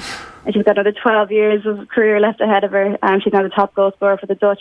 So the Dutch, who I had said probably wouldn't be contenders at the start, are actually the one that's really growing into the tournament. They were okay in the first game, improved dramatically in the second game. And again, we're going to see them really test against Canada. That's their next game. So for me, Canada, Dutch, England, France, USA, Germany, and then we can't forget, as you said, the likes of Italy and Australia. Italy have been impressive. I think they've scored 7 goals. They put 5 past Jamaica, but not really tested. So it's still all completely wide open. I'm, like I said, seeing football on my feet, but absolutely loving it. And at this stage, we'll find out so much this week because this is the final group games, and we'll find out really who are contenders and who aren't. Yeah, and it seems that people are kind of feeling that way as well. Like you look at the television figures in the UK, but particularly in France, over 10 million viewers for each of their games, for each of the French games that have been shown so far. I think TF1 were expecting 5 million viewers or thereabouts for the opening game, but they've doubled that on a game-by-game basis. So clearly there's a brand of football there that is allowing people to come back and continue to watch the games, particularly for the home nation. Yeah, definitely. I hadn't heard those figures. I'm really pleased to hear about that, especially in France, because coming up to the tournament, I think the main media focus was still on the men's team as opposed to the women's team, despite the fact they were hosting the World Cup in their home country, obviously. But France are representing the tournament really well because they play such nice football and they have literally world-class players in every single position. So you can feel it, like when you work on one match and then comes the next game, it's the French. Like you can feel the buzz in the stadium. You can feel the numbers there, and you can feel the actual interest, excitement and passion from the crowd as well. So yeah, I think for me, that's why France is still going to be up there at the end. They've got all the support. They haven't reached fifth gear yet, but again, looking around their team between Les Sommer, Henry, Renard, they're 3 of the best players in the world at the moment, and that's only 3 of the 11 of the French. Ruth, good stuff. Thanks a million. Enjoy the rest of the tournament. We'll talk to you again real soon. Thanks. Thanks a million, guys. Have a great day. Bye. Ruth Fahy helping us preview the rest of the week's football at the World Cup. Now we're going to talk rugby next, but before all that, a reminder that we've joined forces with 3 and 20 by 20 to to bring you the most exciting event of the summer. It's our very first all-female roadshow celebrating the best of Irish women in sport. 20 by 20 is celebrating role models and the essential part they play in getting women and girls into sport. On the 11th of July, we're going to feature 3 different panels of Irish legends and icons who will inspire with their stories. This event will take place in the Alex Hotel. There are limited tickets, so make sure you get yours fast. Check out offtheball.com/events to make sure that you're there on the night. Now, in spite of some reservations within the county, James O'Connor believes the Clare management team are up to the task of building on this year's disappointment in 2020. Probably could be seen as 2 questions in one, but I suppose one, will the players and the managers be given time to do a bit of soul searching and regroup and recalibrate up until the next league, which seems very, very far away? And 2, should they be given that time, or are people right to be questioning? Where do you fall on that? Well, listen, I mean, I'm behind the management team. I think their track record speaks for itself. Obviously we were, we all know how close we were last year to making it to the ultimate stage. Which Donald Maloney said people have forgotten very quickly. Absolutely, and I couldn't understand some of the criticism that was there. And look, but the players are the ones that have to deliver on the pitch, and the players didn't deliver those performances, and particularly some of our bigger names. But they fronted up today and fronted up physically, and fronted up in terms of their work rate and their intensity. And I suppose, listen, it's the players I think should have an input into this. But from my perspective, I think Donald and Jerry are the best place to take the team forward. We saw Aidan McCarthy on today. Jim Ryan has had a great season. They're young players, and there are some other good young players in the county that they know and that they've brought on in the last year, 2 years. So for me, I'd like to see them on board, but it's a personal decision for Donald and Jerry. They've 2 high power jobs, and whether they can commit to the time and the energy and the effort that it takes to manage the county team or not will ultimately be their decision. But personally, I hope to stay on. It's going to be a long off season in Clare. What are we at, the 17th of June? Plenty of time for that conversation to be had as well. So we'll keep an eye on that, but we'll also be talking more hurling across the rest of the week too. Going to turn our attention to rugby now. Alan Quinlan joins us this morning. Nice weather for a training camp. It's grand weather. It's not like the proper broiling heat that they had last year, but the World Cup starts today for the Ireland team. Yeah, really. Joe Smith's squad are back together in Carton House, so the preparation for the coaches, the preparations have started probably 3 months ago, as regards getting ready for the plan and the structure over the summer. I know they would have had the schedule there for a long time, but for the players, it's back to the grind. 3 weeks off, and I think psychologically it's a short little break. They'll go back for 2 weeks, then they get another week off, and to try and recharge the batteries again, and rather than giving the players 4 weeks off, and then so they'll do 2 hard weeks now. It'll be all fitness based and fit and strength. They'll be trying to build that platform, the strength they're trying to build up for the next couple of weeks. But it's exciting if you're in that 44 and that the intrigue of when that squad will be narrowed down. Yeah, because this squad's a good squad to be in, but the real squad to be in is the one that's actually on the one that's there. And if you look at the names, like who's in there that can kind of jump out and maybe grab hold of a place in the starting team. I suppose, look, first and foremost, any name down that list, they just want to make sure that their name is called out for that World Cup squad. And I'm looking at Sean Cronin and I'm thinking, he played really well when he went back to Leinster at the end of the season, and to the rest of the world it seems like he should be always on the bench for Ireland because he's one of the best impact players. Yeah. And yet, when he had his chance to start, it didn't work out for him, and Joe Schmidt has not always been his biggest fan. What happened down in Australia happened down in Australia, and he didn't get to play. So you're just I'd be worried if I was him. It was the Italian game in Rome where some of the throws went astray, and I said it at the time. It wasn't all Sean Cronin's fault. The hooker gets blamed a lot, but it's where the ball was called in the line out. And the forwards know that themselves, because if the line-out caller calls in a bad area and someone, gets a hand to it or the throw is a little bit shorter, you've put added pressure on the hooker. So it's more than just a hooker, but that didn't go well for him that game, and he got a bit of flack for that. But look, he's an exceptional player. The impact and his ability to carry a ball around the field is second to none. He's probably one of the best in the world at doing that. And he's under pressure. Niall Scannell is there. Rory Best is obviously, he's captain. He's going to go. there's pressure on there, you know, for Sean Crone. But there's pressure on for a lot of guys. When you look at the squad, you're trying to think who, like someone like Dave Kearney could impress in pre-season and actually make a real fist of it to get into a squad. You know, someone who's been delivered before and been really good for Ireland, has had massive trouble with injuries. He's someone who could have a brilliant pre-season. So there's guys here who could play their way in, play their way out, but there's a lot of good names and a lot of guys who played in the last number of years that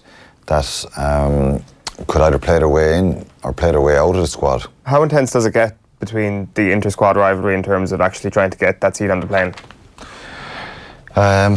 It'll be intense because, and that's exactly the environment you want. You want no one slackening off and thinking that they're bulletproof and that they're on that plane. Rob Herring's the other hooker from Ulster. He was brilliant in Australia last year when he got the chance. Someone like Jack McGrath, you know, what's he thinking? It's been, you know, up and down for him with Leinster and Ireland the last kind of year or two since he came back from the Lions.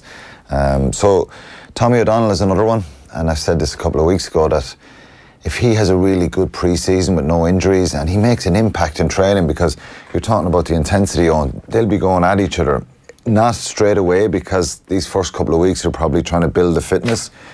There'll be some ball work and skills probably built in and walkthroughs, and you know they'll have lots of meetings about how they want to play. But I think the first couple of weeks is about building a bit of strength and fitness.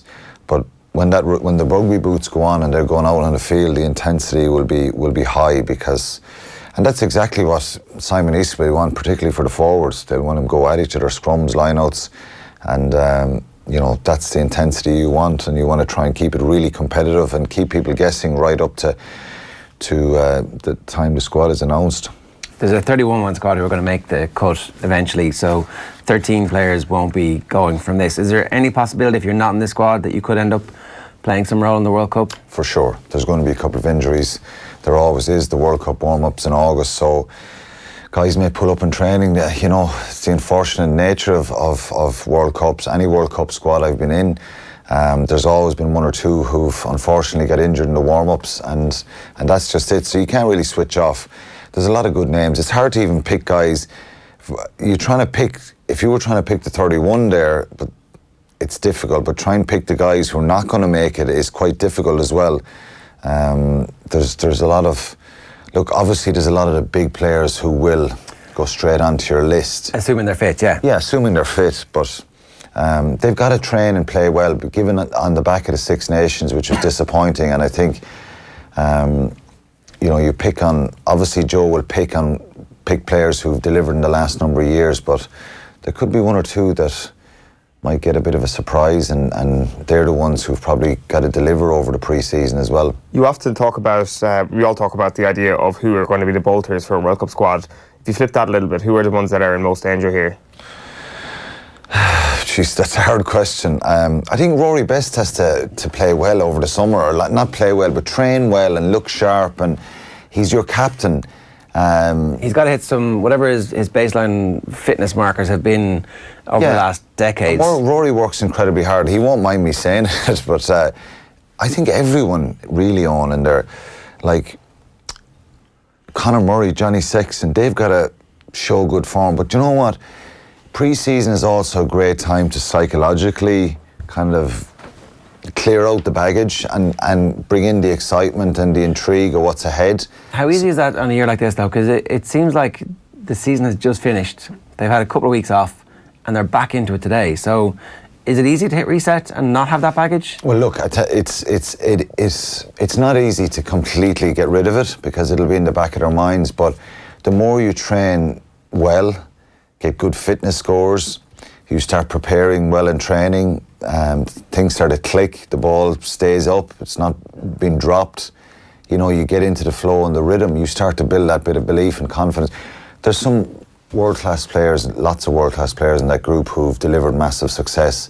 And, you know, they've spoken about the blip they've had in the Six Nations and dip in form for some guys individually. So it is a great opportunity. And pre-season is different because, you know, as I said, you're trying to build a fitness base as well as a rugby base as well. So I think they're all vulnerable, Owen.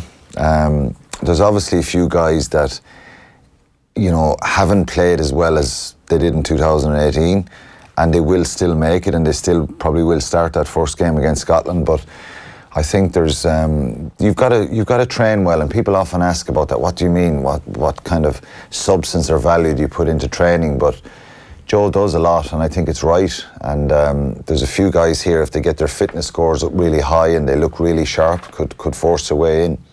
In the backs, obviously, there's fewer backs and probably less wiggle room. We kind of know his first choice starting team, and we know largely who would be on the bench if everybody was fit. But then there's a few selections like so Jack Hardy was winning great praise at the end of the season. Ross Byrne is there and must be hoping that he can somehow squeeze his way in at this point. Is John Cooney the de facto? Is he on the plane because of his ability to kick? And his ability to kick and maybe play fly half as well. So does Joe bring 3 scrum halves and 2 fly halves? Yeah, at which point then... then Cooney can play and can sit in the bench against Russia or South Africa. Like, that's the thing, because if you're taking that risk, you have to assume worst case scenario. Because we must not forget, and there's been not a lot said about it, and I saw something online last night when I was looking at it. Michael Leach, the Japanese captain, is saying we can spring a big surprise to the World Cup. Well, they did one at the last World Cup where they beat South Africa. And they weren't at home. So, I know Ireland won't us underestimate him, but us, the media, the general public, you got to realise that Japanese side with loads of Aussies and Kiwis in their team who have become true residency, can play for Japan, they're going to be very, very dangerous as well. So you don't want to you think the Russia game is probably, you don't really know what's going to happen with Samoa either, or how good they're going to be on their day. They can be very dangerous, but I think Joe will just be thinking that first game, Scotland, get a win there, and you can build a little bit. But John Cooney is someone who gives you a bit of variety there, who can play 10 if there was an injury or if you wanted a rest. Yeah. Johnny Sexton, but Joey Carberry is someone who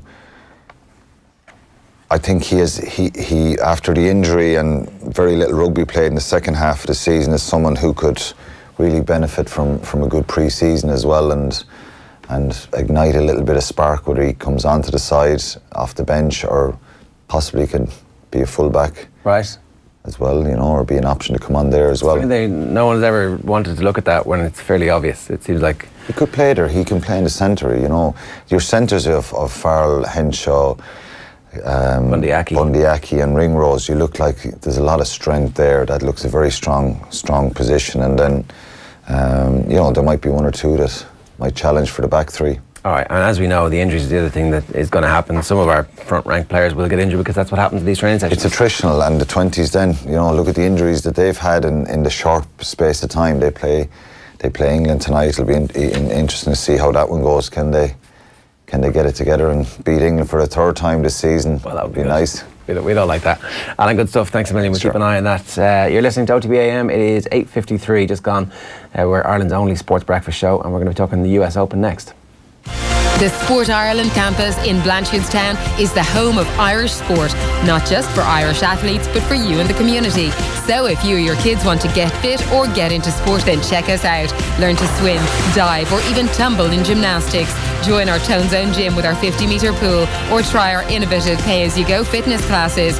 Run our indoor track, book a soccer, basketball, or badminton court. There are so many ways to get active. Find out more at nationalsportscampus.ie. Join Bruce Betting now for a risk-free first bet up to €100. That's right. New Irish accounts can enjoy a risk-free first bet up to €100. So if your first bet loses, we'll refund your stake with a free bet. Now that's giving you more. Bruce Betting. In store, online, and now on your phone. T's and C's apply. Please gamble responsibly. See dunlewy.net. All right, it's 8:54, and John Duggan is here to talk to us about the US Open. How was it? Ger and Owen, good morning. It was okay. Grand. It's a bit dull. Gary Woodland wins, you're like, all right. I mean, I'm sure it's great for him. He seems like a good guy. But come back to me when you're Brooks Koepka and you've won 3. Well, Brooks Koepka made it very interesting, given the history that could be made. And he was really out of the blocks quickly. He got, 4 birdies in his first 5 holes, 1 putt the first 5 greens. But then he really couldn't get it going after that. His last birdie was the 11th, and Gary Woodland had that cushion at the start of the day. Justin Rose didn't perform, and then Gary Woodland played a very controlled round of golf to win his first major. I've been following him for quite a long time because I obviously follow the tour for about 20 years, and he was a very good basketball player in a point guard in Kansas, like a really top college basketball player. But didn't play golf really seriously until he was in university. And he was a very good baseball player, so he's always been a very good athlete, and it's just taken him a long time to become a major champion, which he is now. What's his game? Is he a boomer? He was a bomber. He was athlete, brawn. Butch Harmon coached him for many years. This wasn't supposed to be one where the big hitter... No, it wasn't. And but Gary Woodland, in his first ever season on tour, proper season, he won on a tight course in Florida, Copperhead, I think it was. But he had been 7 times holding the 54-hole lead in tournaments and never closed. Right. So I think what the couple of interesting things I've seen, Butch Harmon retired 18 months ago, so Pete Cowan, who coached Darren Clark to win the Open, and he's coached Louis Westhuizen and Lee Westwood, became his coach. And then he also got Phil Kenyon, who was the mastermind behind Molinari's putting improvement, has been working with him on the short game. So Gary Woodland seems to have been able to click his short game and bring it to a new level. Not only, probably in the last couple of years, he did have the 36-hole lead at the PGA last year. He was in the top 10 of the PGA recently, and he just seems to have found it. And maybe it's one of these things that it just took him a while to find it. The same happened with Retief Goosen, actually. Retief Goosen was a very good tee to green player for a long period of time, and then won 2 US Opens with great putting.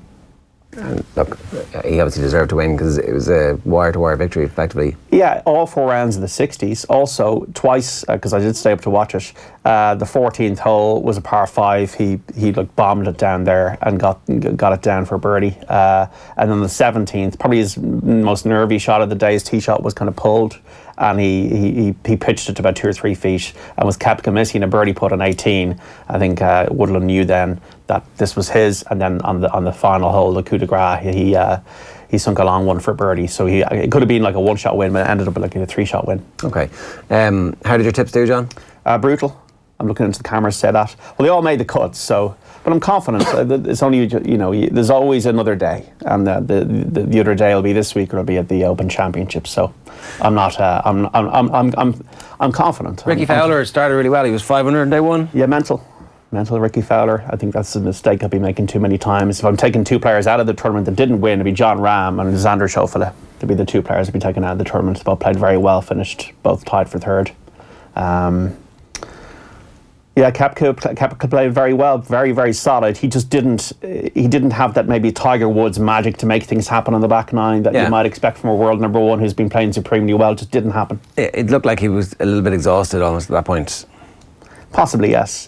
He was pushing it a little bit, and it just wasn't. Sometimes when you push it, it doesn't work. Justin Rose didn't have the greatest day, and then Rory took out the driver on the 2nd, which was a precision hole, and got into all kinds of trouble, made double bogey, and could feel the air going out of the balloon then. What was your overall sense of his performance during the 4 days? Like, was that suggesting that he was pushing it a little bit too hard in terms of being too ambitious on certain holes? Well, there's a couple of things. Like, once again, another very solid performance, a top 10, which you can't crab about, but he was in a very good position at halfway. He was 5 under par, and when I'm looking through the scores here, what did he finish on? 5 under par. Yeah. There you go. So he didn't improve his score over the weekend whatsoever. Yeah. I just don't like this talk, and Paul McGinley was saying it about, well, this course doesn't suit Rory. If Rory McIlroy is meant to be the supreme being and one of the top golfers in the world, every course should suit him, surely. It shouldn't be all about long par 72 bomber courses. And Pebble Beach was there to be got at if you were keeping the ball in play. Certainly the first 2 days. Yeah, and really, like the last couple of days as well, I would have felt. I was once again tuning in to these 6 or 7 footers that would go, like, glide past the hole, and he had 3 double bogeys over the week. Gary Woodland had 4 bogeys in total over the week. Yeah. Rory had was it on Saturday, we went double bogey in the back 9 to just take himself 3 shots back, as opposed to it being in a situation where Gary Woodland's looking at the leaderboard and is like, ooh, it's Brooks Koepka and Rory McIlroy are chasing me down, as opposed to it's nobody chasing me down. So fair play to him. He does he does hold off that early surge from Koepka, and he doesn't wilt seeing it. What about Tiger? Because there was a little bit of expectation. Obviously, this is a famous, storied relationship that he has with Pebble Beach as well. Even at his lowest ebb, he was really good around Pebble Beach. Too many mistakes. Curate's egg, brilliant at times, and then mistakes at other times. So really rallied well and finished well yesterday. But as I said to Owen the other day, I felt he hasn't been playing enough golf, competitive golf. I don't know if he's, with his back issues, if he can practice that much. He can't really. And that's the issue, because then you're not, you can get sharp, because he got sharp and he found something for the Masters, and he knows Augusta so well. And I know he knows Pebble very well, but in those kind of cold conditions, with the weather, I just didn't get the feel, like when I was reading the transcript of his first round, I'm not too crisp on irons, and generally Woods is the most supreme iron player out there. That said to me, he's maybe not playing as much or practicing as much as he should be, and maybe because he can't. Yeah. So it is a little bit Roger Federer. I kind of get the Federer feel about Tiger Woods, that he's trying to get himself ready for these things. The grass court, the Wimbledon, I'll play the US Open. I'm not going to play that many other events. So what that does, it just kind of takes a little bit of possible elite sharpness at the 1% level out of your game. That's what I was kind of saying, even in the preview, that Brooks Koepka might be a little bit tired mentally, even more so than... and there was a couple of putts that he missed on the back nine that maybe he might have got in a different setting. Who does the Open course favour this year? Don't really know. Portrush is the first time. I just think anybody in control of the game. I think John Ram has won an Irish Open. Schaufele, who I'm talking about there, played very well last year, but at Carnoustie, but then he kind of fell apart when the wind got going. So players can control their ball in the wind. Ricky Fowler's one of them, but you wouldn't really touch him after this. I'm looking at Radam Scott. Once again, his putting was poor on the back nine yesterday. Missed a very easy one. Rory's got some very good scores there from his early days at Portrush. It's GMAX local course. He's in the top 20. Look, it's a hard one to call at the moment. Matsuyama played pretty well at the US Open. So Jamie Donaldson won the Irish Open when it was held at Royal Portrush. I had to look that up. I was googling that there. And it was big scores. I think it was like a big under par, 20 under par, something. 18 under, yeah. Yeah. Rafa Cabrera Bello, Anthony Wall and Fabrizio Zanotti were the runners-up. I'm not sure if Zanotti's going to make the field this time. British Opens are hard to call. They're generally hard to call. I would generally feel that it's Rama, somebody be on the right. I want to be on the right side of. I think a major is coming his way shortly. The players I tipped at, like Larry, apart from his first round, played pretty solid at Pebble Beach. And Larry, somebody I'd be still on the right side of going to Portrush. I had €2 each way on GMAC at 100 to 1. If he'd made the top 8, he wasn't far off it. He needed to make a couple of birdies. That's frustrating. It is, because he played really well all week and he was hovering thereabouts, and then just fell out on the last day. You're like, oh, come on. Keep the faith in the golf betting. The golf is where the money is. Well, just not this week. It's not this week. John, good stuff. All right, guys. No, that was it. No, I found the round robin interesting. All these teams are level on points and then got themselves eliminated. So disappointed for Clare. And the Dubs beating Galway, that's a bit of a shock. That's a bit of a shock now. So I would be of the view that I think the Munster teams are pretty clear versus the Leinster teams. It feels that way. It definitely feels that way. I can't wait to see what happens when they actually meet, to see if we've been completely wrong about that, and if this just exists in a rarefied atmosphere, and that when the Leinster teams get stuck into them, that life is different. But it's based on nothing other than hope. I'll be of the view that Limerick are probably the best position now, actually. I'll be of the view that Limerick are probably in the best position. Football-wise, we're waiting, I think, as you said earlier in the show, for who's a team that is going to have that run in the Dubs. Maybe it's going to be Kerry, and Kerry haven't been really seen yet. But I think the answer might be nobody, John. Yeah, the kind of the second tier is not very strong. No, it's getting weaker and weaker as we go. John, good stuff. Thanks for guys. that. We're going to get in the morning headlines and talk transfers with Phil Egan in a few minutes. First, here's Michael Lester's hot take on Paul Pogba from yesterday's papers. The Sport Ireland campus in Blanchardstown is the home of Irish sport, not just for Irish athletes, but for you and the community. So if you or your kids want to get fit or get into sport, then check us out. Learn to swim, dive, or even tumble in gymnastics. Join our Tone Zone gym with our 50-metre pool, or try our innovative pay-as-you-go fitness classes. Run our indoor track, book a soccer, basketball, or badminton court. There are so many ways to get active. Find out more at nationalsportscampus.ie. As a Manchester United fan, I suppose my eye is always caught by anything that mentions Man U. Now, I totally accept this is the city season in sport generally, I suppose, but definitely in football. So people are writing about it. But the one thing about it is Robert Pires says, this is the French legend, of course, that Pogba needs to man up Pogba, is what the headline says in the Sunday Mirror. And what his point is, what Pires' point is, that Manchester United paid £89 million for this guy. They did it because, and he was a former United player before he went off. So he's saying, they put this kind of faith in you, they've paid this kind of money for you, you need to show them something and not be farting around the field as you've been doing for most of the season. And I think for most people who would be saying, okay, where is he going next? Is he going to Paris Saint-Germain? Is he going back to Juventus? Whatever the case may be. Pires is saying, listen, buddy, do you know what you should do? Knuckle down, roll up your sleeves and do something for the club that is actually paying you big money. But will it happen? I can feel the angry Man United fan. And there's Gareth Farley's piece. Is it Perez saying this, or is it Michael Lester? Yeah, I don't know what's going to happen with Pogba. If Real Madrid don't want to get involved in a bidding war and Juve want to just outbid them, it's a great situation for Man United to be in when they keep telling everybody they don't want to sell them, but obviously they do. Yeah, and I think it's clearly the best call now for Manchester United to sell Paul Pogba. They're actually in a position of power all of a sudden here when it comes to Pogba, as you say, with the bidding war that's going on. Real Madrid, I'm not sure I don't think they can afford this guy anymore. I think they've spent too much already this summer. And they always find some way of we sold a bit of land we didn't know we owned. Oh, look at that, we've got an extra 150 million in the bank we forgot about.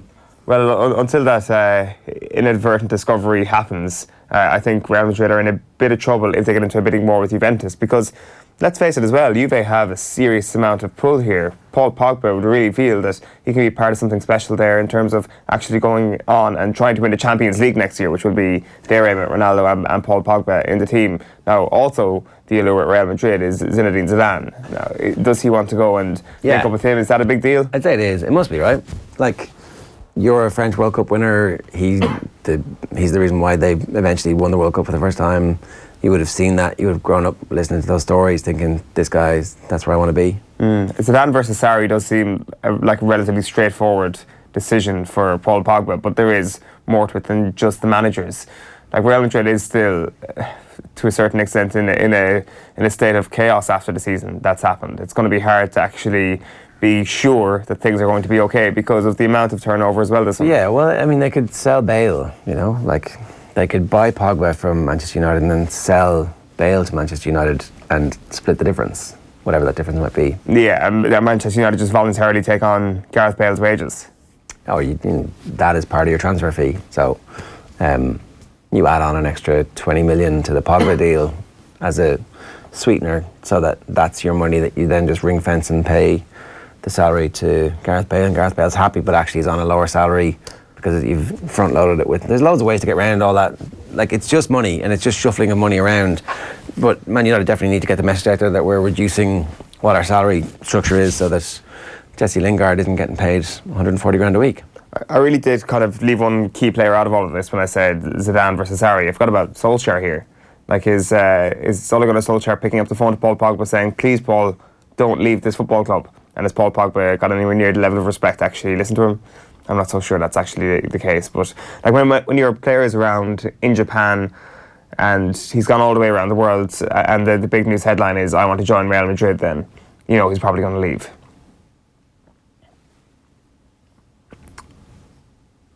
Yeah, more than likely. We're going to get more in our transfer segment in just a moment with Phil Egan as well. So Pogba is the big story this morning. You've also got this story around Chelsea and Maurizio Sarri leaving. Frank Lampard, as we've been talking about over the last couple of weeks, is now in the hot seat to actually take over, to get the actual hot seat. I'm not so sure about this thing. this whole idea of Frank Lampard coming in as Chelsea manager. And the only standpoint that I think kind of leaves me with a little bit of concern is if you are a Chelsea Football Club supporter. I'm not quite sure this is as clear-cut a decision as it seems to be. Because a couple of weeks ago I was thinking to myself, well, this all comes down to Frank Lampard. Is this too much of a risk for him? Is this a sensible move for somebody so early in his career? Now I'm thinking to myself, screw it. Of course Frank Lampard should be taking the Chelsea job. Of course he should be going back to his club. He can become an absolute club icon.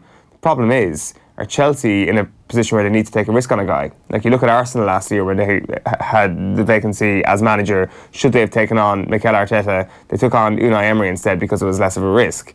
Would Arteta have done that? We'll never know, I guess. But I think there's a risk there for Chelsea. We'll come back to all that, obviously, in a couple of minutes' time. We're going to be talking transfers with Phil Egan. First though, here's Michael Lester talking about the Galway hurlers in the pay-per-view. Have a look.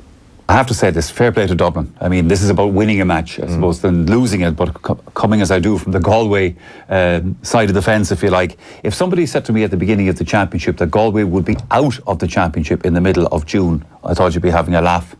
But clearly they weren't good enough, and they weren't good enough last night. And you mentioned bringing on Joe, that's fine, but if you've got to rely on as good as Joe Canning, and as important as Joe Canning is, a fellow with one leg, then you're really in trouble. But I was talking to Cliona about this a little bit earlier on, and obviously it's the big story, the big sports story, amongst all the other big sports stories in the papers this morning. But this is the one that's catching the headlines because it's the Dubs, obviously, and it's a hurling victory as opposed to the footballers. Ginny Mac, they're getting in on the act as well. And they were so under strength. I mean, they were without their two first choice free takers, and I think Owen O'Donnell went off injured as well. It's extraordinary result given everything that happened. That's exactly but the power of Conal Keaney, God in my eyes. I mean, just the man is a rock. What a player. And getting him back and getting Danny Sutcliffe back. There are things, and also having a Galway man. Well, I was just going to say that. Who had so much insight. Two Galway connections. Had so much back Kelly as well. Yeah. But obviously there's going to be a fallout after this defeat for Galway. As I said, not just like they did last year, losing an All-Ireland final. Okay, that can happen, and Limerick were better on the day. But as I said a moment ago, for Galway to be gone out of the championship at this stage, there will be questions asked again. Yeah, another long winter ahead for everybody involved in Galway. Phil, how are you? Very good, yeah. What's the crack? Sure, look, still feeling the effects of Saturday, to be honest. Congratulations, guys. I think a couple of redheads in the studio here. I think it's time for me to take over and say congratulations to you both. Victors on Saturday. Well, you weren't wearing a hat, were you? No. But sure, the weather was meant to be awful. I had no sun cream on at all. My legs are burnt off me. I didn't realise till Saturday night when I went to put my feet up on the couch. I was like, oh, the backs of my legs are quite sore. What's from the run? Is it from the run? No, it's from standing around afterwards. Yeah, it's completely the sun. Like the sun just got the backs of the calves. Oh, my calves are. Yeah, and a little bit on my knees as well. Like this, by the way, like on Saturday evening, my head was on fire. I can only imagine. And then on our way back, our car broke down. We got a flat tyre. I noticed you had to change it. I mean, yeah. Well, Nathan was directing. He was like, directing traffic or directing you? Directing me. Oh. And, I mean, Phil, you won the race. You crushed Nathan. You should have said, off you go there. Go on. But the two of us kind of looked at each other. Have you ever changed a spare tyre? I was like, no, never had to. But we did it. We got back all right. But like this is bad now, but it was a lot worse than on Saturday night. So, all worth it though.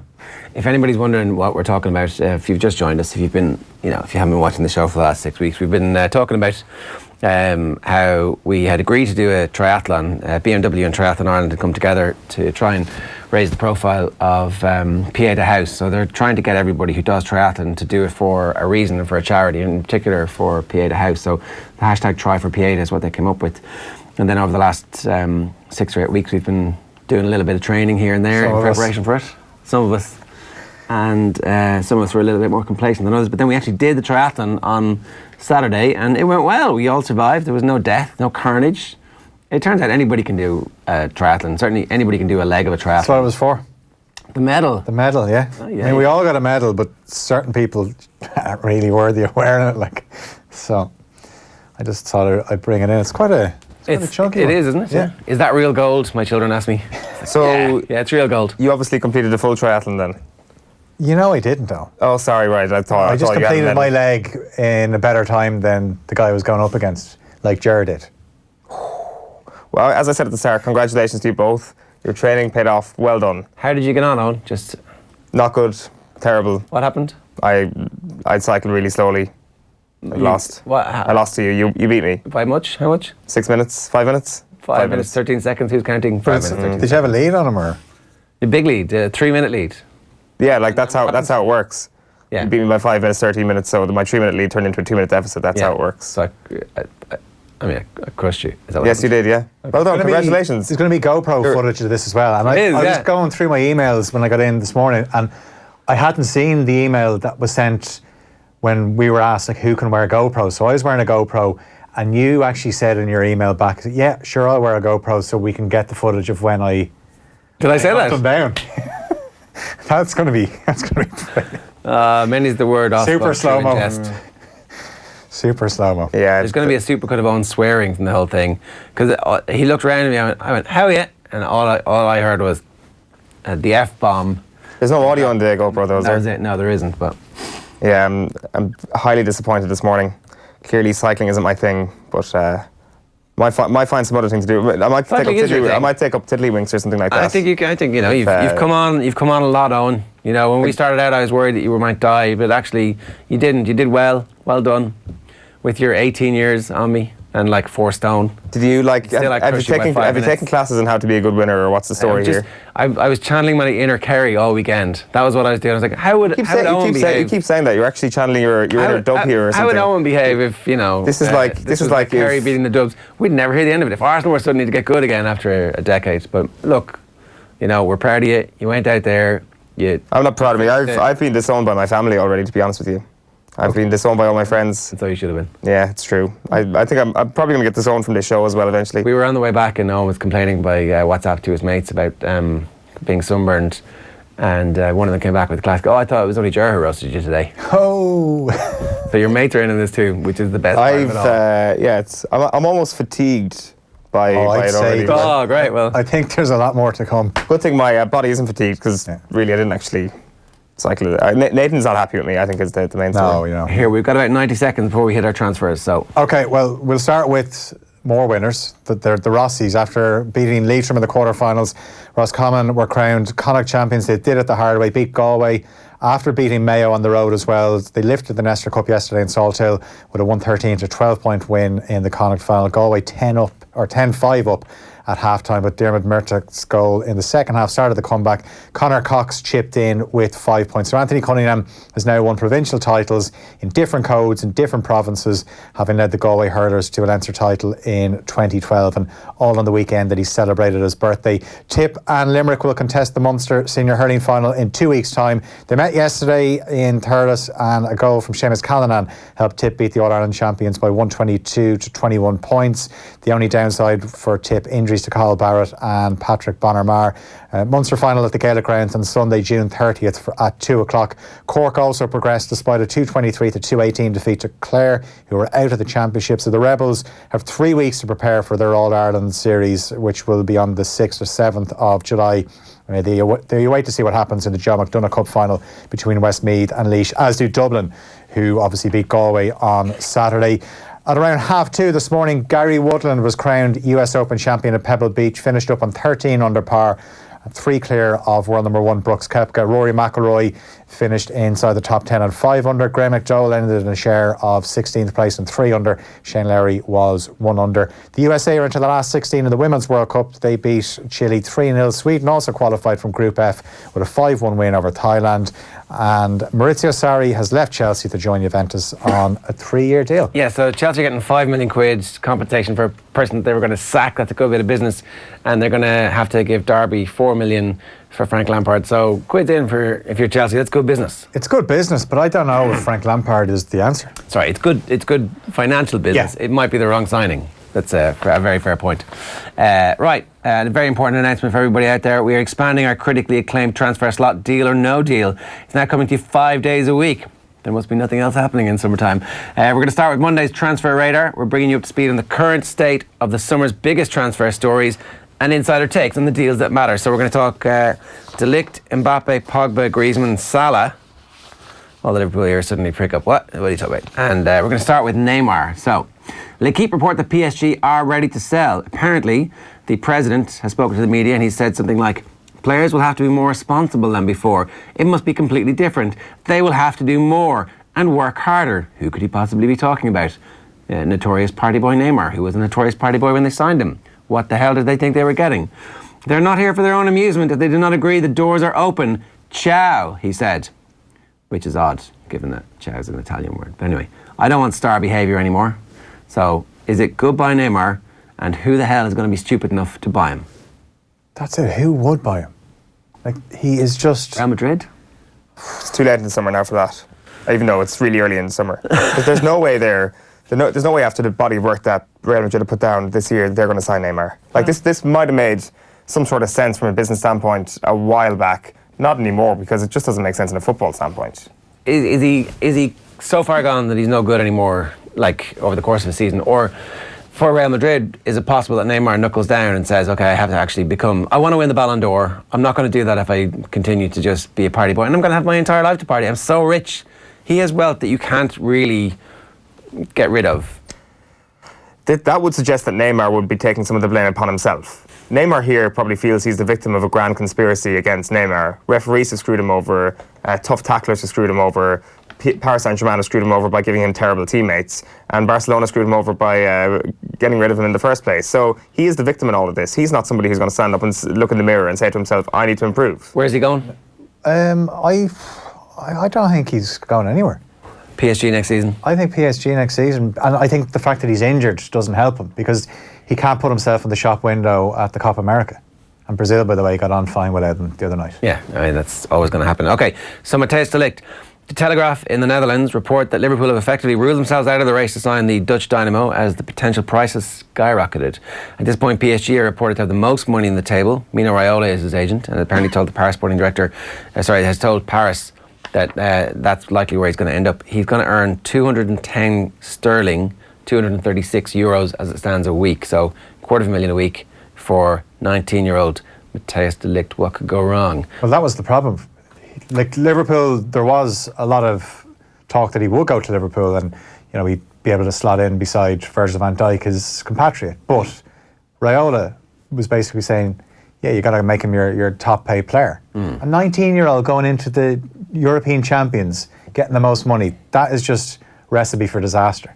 And he's good, but Van Dijk is a hell of a lot better than him. And at this stage, is he that much better than the likes of Joe Gomez? No, not yet. He looks a little bit slow on the turn. So Liverpool step away with Man United, on the other hand. He's the perfect Man United signing at 210 grand a week, right? May as well go to Paris Saint-Germain instead of Manchester United. What is the point on electing to not play in the Champions League? I know if you're looking at it sensibly, a 19-year-old playing week in, week out in the Premier League will get a hell of a lot better than playing week in, week out in the League On. But his agent, let's remind, I know we've said it multiple times already, is Mino Raiola. That is the single most important thing here, not what Matthijs de Ligt wants. Mino Raiola will get a pretty penny for this, and de Ligt will benefit as well financially. Barcelona still interested? Is that also a right thing to do? I mean, it might be. I think Barcelona 100% is the best deal for him, the player himself. But like Owen said, that doesn't always happen when Mino Raiola is in charge. I think Paris Saint-Germain are front runners. I think the gossip here is actually the reality of the race we're in. Apparently, he's obviously on holidays at the moment. He's going to tell everybody when he gets back from holidays what he's going to do.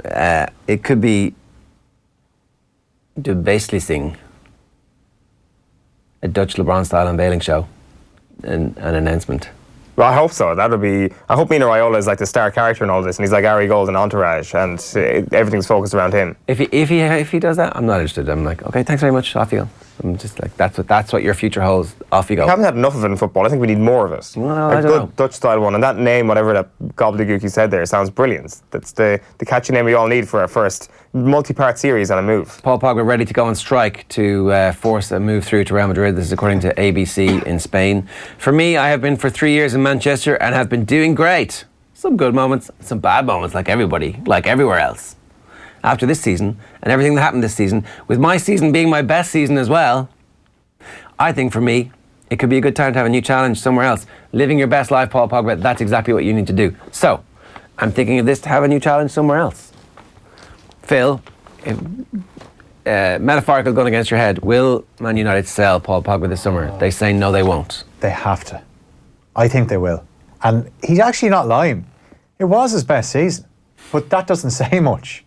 He had a few moments where he put in some great performances against Huddersfield and Bournemouth, and he played that ball to Rashford against Spurs at Wembley. But just moments, and that's what he does. He comes up with a few moments, but he just disappears in games. And I just think if United are trying to rebuild, and they've obviously changed their approach, the way they brought in Daniel James, and they might want to recruit younger players, Pogba needs to go, because he's got too much power in the dressing room, where if he's not happy, he can then just create a bad atmosphere in the dressing room, and the rest of them. So I'd get rid of him. What is that bad atmosphere? Like, how does he go about creating that?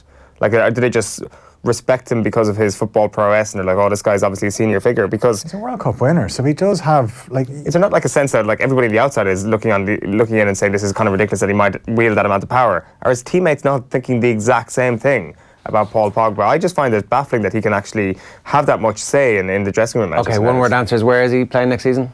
Juventus. All right. I think it's going to be Madrid. But anyway, Griezmann. Apparently Manchester United have made an offer but are going to miss out on Antoine Griezmann. Barcelona are going to offer 150 million for him. But, and this is the key point here, even after all the nonsense from last year, it turns out he's willing to accept less money to play with Barcelona because he wants to play with Leo Messi in his career. This is, I respect, a power move on his part. What about the fact that he made a movie last year? Has that not killed your respect for him? I've got over it. I just said it. He's winning me back. If you're willing to accept less money to play with the best player in the world, that's what football's about. Go on. The pauper Antoine Griezmann, my heart goes out to him when he's playing alongside Lionel Messi on chips next year. Yeah, also as well, like it's funny how you can just throw any United into any transfer story now. Yeah. And it suits United, where some United fans think, oh, we were in for Griezmann. Yeah. I mean, the club are really trying to go a certain way, but he's never going to United. Well, it would make sense for Man United to be in for Griezmann. Like, sell Lukaku, sell Pogba, and then you get a Griezmann, you get all the younger players, and he becomes your superstar. But why haven't Manchester City gone in on this? I don't know. On the Griezmann action. Wage structure. Is it? Yeah, well, they have a certain wage structure. For all the money they have, like we saw with the Alexis Sanchez move to Manchester United, City were like, there's no way we're... Unless they were just trolling Man United, going, this guy's past it, let's whack up the price. Well, they did it with Fred, so they're. I'm wondering what they could do this summer. Mohamed Salah has rejected a £150 million move away from offers both Real Madrid and Juve, but he does say he will reassess the situation next summer. Oh, look at that. You've got a tiny little window here of happiness and joy, and it's just been closed. I don't think Liverpool fans are too worried, because this is the first time in a long time where players don't want to leave. Why would you want to leave Liverpool? Money.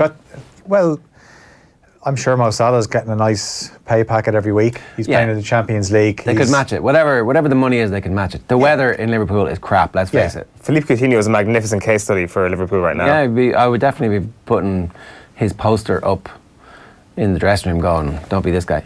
Yeah, and in terms of the comments, we'll reassess it in the summer. Maybe Salah wants to see, can they sustain another title challenge?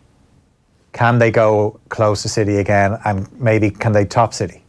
And if not, maybe he thinks, look, I've won a European Cup. That's as good as it's going to get at Liverpool. I do love playing football here. It's great, but maybe I'll go somewhere else where I can, because he's been in Serie A, so Juventus makes sense. He didn't win a Serie A title with Roma. I've got about 30 seconds left to do this one. Kylian Mbappe, when asked on French duty about Real Madrid, said, now's not the time to talk about Real Madrid. You always ask me the same thing, but it's not the time. So, not a no. And then there was a tweet from a transfer rumour account that said Mbappe's demands at PSG, he must be guaranteed to play up front rather than out wide. He must take all penalties when he's playing. He must own a far greater percentage of his image rights. Mbappe tweeted, oh, you forgot something else. Mbappe wants to play goalkeeper, hashtag fake news. But Kylian Mbappe is not happy at PSG at the moment. That's been fairly evident from his comments. If you were involved in any club in world football at the moment, surely you're going to your bankers and saying, give me $500 million, we're going to spend it on this guy over the next 5 years, and the return will be that we become the best and most important team in world football because we've got the best and most important asset in world football. Like, particularly if you're Manchester United, for example. No? He wouldn't go to Manchester United. I think he's absolutely the best player you can possibly go out and get right now. Or Real Madrid. Real Madrid, Zidane.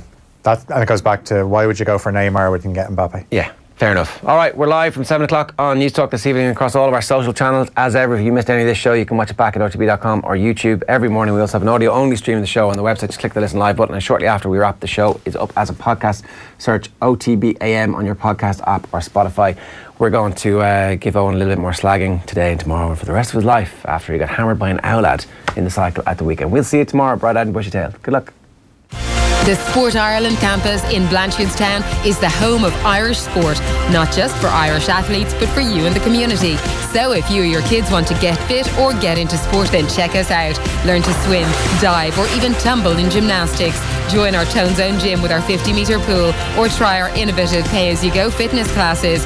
Run our indoor track, book a soccer, basketball, or badminton court. There are so many ways to get active. Find out more at nationalsportscampus.ie.